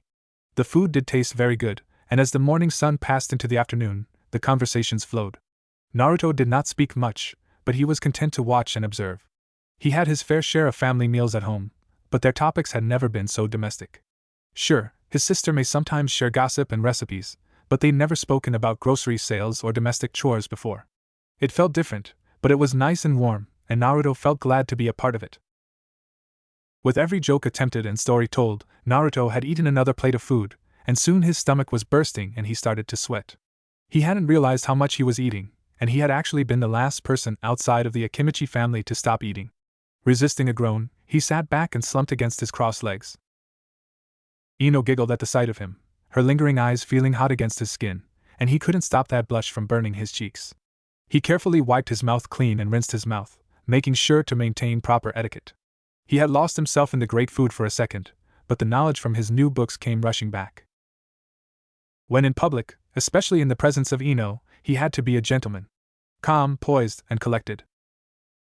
You know, Naruto-chan, came the loving voice of Emiko. Ino-chan talks about you a lot at home. That seemed to have silenced the conversations around the picnic blanket as everyone looked over at Naruto and Ino. Naruto wasn't sure why, but he glanced around and saw the three ladies sharing a sly smile before staring at him, as if expecting him to react. His three new uncles also behaved oddly, looking at him with a sort of concern, or perhaps pity. Kaa-chan! Cried Ino, her face burning red, and no. What? I'm just telling the truth, the elder Yamanaka woman answered. I feel like I already know Naruto-chan because of how much you talk about him. Perhaps Ino's parents also requested daily mission reports from Ino? Naruto wasn't sure, but clearly he was not the only one sharing information about their newfound friendship. His new aunt was smiling, so that had to be a good sign. She was definitely not against his association with Ino. Naruto wasn't sure of all the facts, but he digressed. As long as he could spend more time with Ino, nothing else mattered. How do you feel about it? Asked Emiko. Naruto shrugged. I didn't know about it, but it's not all that surprising. Emiko and the other ladies looked confused by his reaction, but he returned with a smile. I talk about Ino-chan all the time at home. I guess my family might feel like they know her too. Thinking back to the time his siblings took to watch over his mission tapes, he nodded. Oh yeah, they would definitely feel like they know her. They asked me about her a lot. Ino's face went even redder, and Naruto discreetly pushed a bottle of water closer to her. Ah, really? Asked Emiko. I've never really met anyone my age before, so Ino-chan is the first friend I've ever made. He smiled at his new aunt. I guess my family was worried about me, so they asked me a lot of questions. He shrugged, but I was fine with it. I'm always happy to talk about Ino-chan. Ah? Asked Emiko happily. See Ino? Naruto-chan talks about you all the time, too. It's completely normal. Naruto nodded. I do, he simply said before smiling. I was actually really excited about today, too. I only get to see Ino-chan on weekends. He smiled at Ino, who shakily looked away. I used to not like weekends that much, but now I can't wait for them. Oh, you're so sweet! Exclaimed Emiko, Yoshino and Shuko giggling behind her. A boy who's not afraid to admit his feelings, added Yoshino with a proud nod. You're a rare one, Naruto-chan. Ugh, I guess? He replied, not really understanding. Shuko giggled at the burning Ino, but turned to Naruto. Do you miss Ino-chan a lot during the week? I do, admitted the boy loudly, making Ino squeak in response. Of course I do. I even wondered if my Ji-chan and sensei would let me attend the academy, but I know they'd say no. He nearly pouted, making the ladies giggle again. It'd be way more fun if we could play every day. Inoichi sighed as he silently watched the scene. No wonder Ino-chan didn't want us to come today, teased Shuko. She wanted her alone time with Naruto-chan. Ino once again looked like a tomato, and Naruto wondered why the adults weren't concerned about her. I feel a little sorry for being in the way. Are you okay, Ino-chan? Asked Naruto as he looked over her turned shoulder, seeing her burning cheeks. Is it too hot out here? Ino shook her head before nodding her head, making Naruto even more confused and worried. She's fine, Naruto-chan. Emiko placed a hand on her cheek, smiling happily. You really care about Ino-chan, don't you? Of course I do. Naruto wondered if he was missing something or can the adults not see how red Ino was becoming. She's my best friend, he muttered, looking over at Ino, frowning at her glowing face. Emiko giggled. I'm glad she met you, Naruto-chan. You have a much better influence on her than those girls she used to play with. Naruto nodded perfunctorily, his eyes never far from the now swaying Ino. I didn't expect her to find a boyfriend. Ino squeaked again and looked ready to pass out, which made Naruto almost panic. Sorry, I mean a friend who is a boy. She giggled again, giddy at the scene. I think it's getting a little too hot out here. He looked up. The afternoon sun is dangerous. Yoshino giggled. Why is it dangerous? I'm sure you know, but Ino-chan isn't good with heat or the sun. Naruto didn't want to overstep, but Ino needed help. I actually came prepared for this. Tapping on his forearm, he unsealed an umbrella. I knew this might be a problem, so I brought this just in case. He opened the umbrella, black and opaque, and it blocked out all the sunlight. He sat closer to Ino and held it above her. This should help with the heat, Ino-chan. Yoshino stifled a laugh as the others succumbed. I don't think there's anything wrong with Ino-chan, Naruto-chan. It's not even that hot today. Huh? Asked Naruto baffled. No, it's definitely too hot. He reached for a bottle of water and handed it to Ino, who managed to shakily take it from him. Ino-chan's face gets really red in the sun. Today is way too hot for her. It might worsen into a heat stroke. Shuko cooed at him. You are just too cute. This level of cute cluelessness is dangerous, added Yoshino, chuckling. It's definitely a killer. And Naruto-chan, managed Emiko as her shoulders shook with laughter. It's definitely not a heat stroke. How can you be sure? Asked the boy, leaning over to Ino. He gently reached over and placed a hand on her forehead, and it was burning hot. No, you're burning up even worse than last time, Ino-chan. You really should drink some water. Ino wasn't responding. Naruto wondered if she could even open a bottle of water in her state. He should help her, he thought, but he was holding the umbrella. Should he put the umbrella down? He could quickly open the bottle and hand it to her, but a couple of seconds in the hot sun could be very dangerous for her. Should he use a Kagebunshin? That would expose his skills too much. Why weren't they helping him?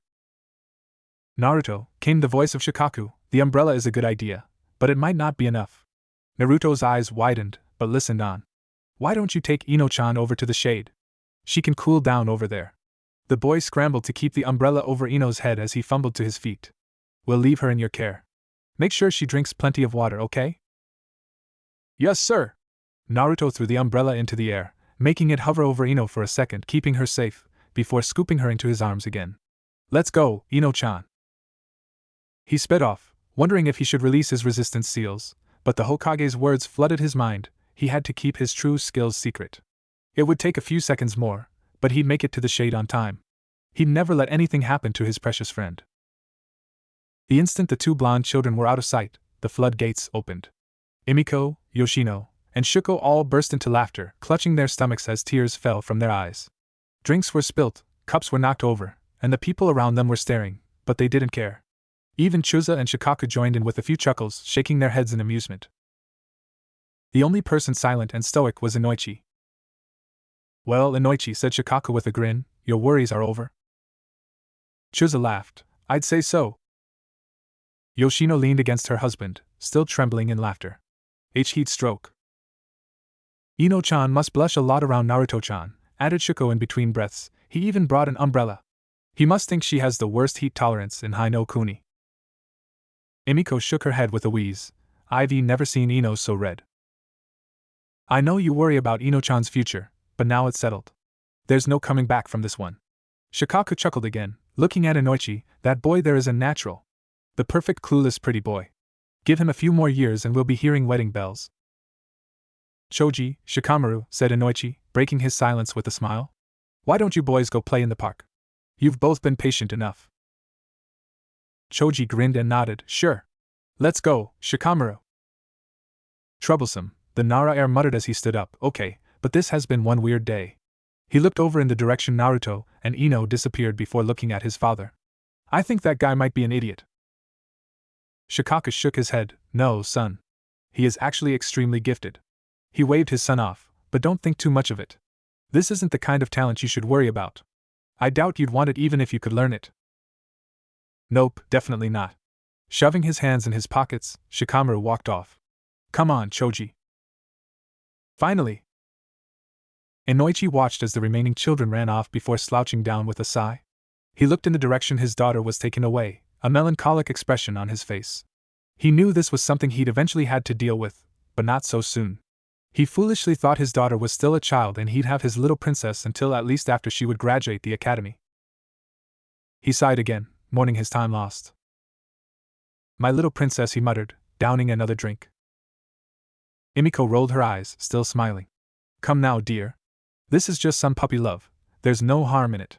She leaned into him, and Naruto-chan probably has no idea what is even happening. He's just worried about his friend. I guess so, Inoichi said with another sigh. At the very least, I much prefer her crushing on Naruto than the Uchiha boy she used to be obsessed with. Yes, this is a good thing. Emiko sighed happily, whispering her next words. If Kushina and Minato had lived, Ino and Naruto-chan would have grown up together. They're just catching up on lost time. Inoichi smiled at the thought. Yeah, that's true. Kushina would have loved this, Yoshino whispered, smiling fondly. She would have spoiled the hell out of Ino-chan just for being the only girl in the group. She chuckled. Can you imagine how much she'd love Ino if she found out about Ino's crush? She'll basically be adopted into their family within a day. She'd have the names of her future grandchildren on standby. Chuza gave a low laugh, might even start knitting some children-sized scarves. Minato would probably try and fail to calm her down, added Shikaku with a smile, then he'd probably come to us for advice. There is no way I'd ever stand in Kushina's way, answered Chuza. She was a natural disaster on her own. Shuko smiled and sighed, looking up at the clear skies. They both must be smiling down on us right now. Inoichi sighed and nodded. Yeah, they must be. He thought of Naruto. He looks so much like Minato. He chuckled. It's uncanny. He somehow managed to wipe Kushina's genes from the boy. The only thing I can see he got from her is his personality, and even then, he's like a perfect mixture of his parents. He wants to be Hokage, Yoshino whispered, just like them. The boy is talented, muttered Shikaku, downing another drink. Hokage-sama basically stated his intention to groom Naruto into the next Hokage. He's being personally trained by the best of the best. Give him a few more years and he'll be stronger than all of us. He burped and sighed. I have no doubt that Naruto will become one of the strongest of his generation. The Hokage will make sure of that. All we have to do is to make sure he grows into a balanced and decent man. Emiko nodded. I'll make sure of it. I'll take care of him like he's my own son. Yoshino smirked. Good, because there's a good chance he'll be your son-in-law. I can live with that, answered Inoichi before his wife. If he's anything like his father, I know he'll treat my princess right. Emiko rested against her husband. Maybe I should start knitting some scarves. Once again, Naruto and Ino returned to their quiet sanctuary, the thick canopy of their favorite oak tree. The young boy managed to shave 1 second off his previous attempt and made it to the tree in only 4 seconds. Cradling Ino in his arms, he gently sat down on one of many thick branches, resting his back against the trunk of the tree. It was once again silent and Naruto felt his body relax. It had been a fun lunch and he really enjoyed meeting his new aunts and uncles, But he loved nothing more than to be alone with Ino. Breathing a sigh of relief, Naruto lowered Ino onto his lap, still holding her close. She still felt so light and delicate that he didn't dare let her go. Her shoulders were trembling and her hands were shaking, not to mention her still burning face. She must have felt uncomfortable, and he wanted nothing more than to soothe her. "Is this better, Ino-chan?" he whispered softly, his voice barely louder than the soft breeze that surrounded them. "Do you need any water?" Ino gently shook her head, and no, she whispered. Brushing his knuckles against her forehead, he sighed. "You're still so hot." He gently blew on her forehead, hoping to ease her pain. "I'm sorry. I should have gotten you out of there sooner." "It's okay," she replied, looking down at her folded hands still shaking. "I'm starting to feel better." Following her gaze, he found her hands. With one hand on her back, keeping her close, he reached with his other for her hands. "Your hands are cold," he whispered. "Do you feel any chills? I'm worried you might have a fever." She shuddered a breath. "I'm fine, Naruto-kun." He rubbed her cold fingers with his own, holding both her hands with his own. "Are you sure?"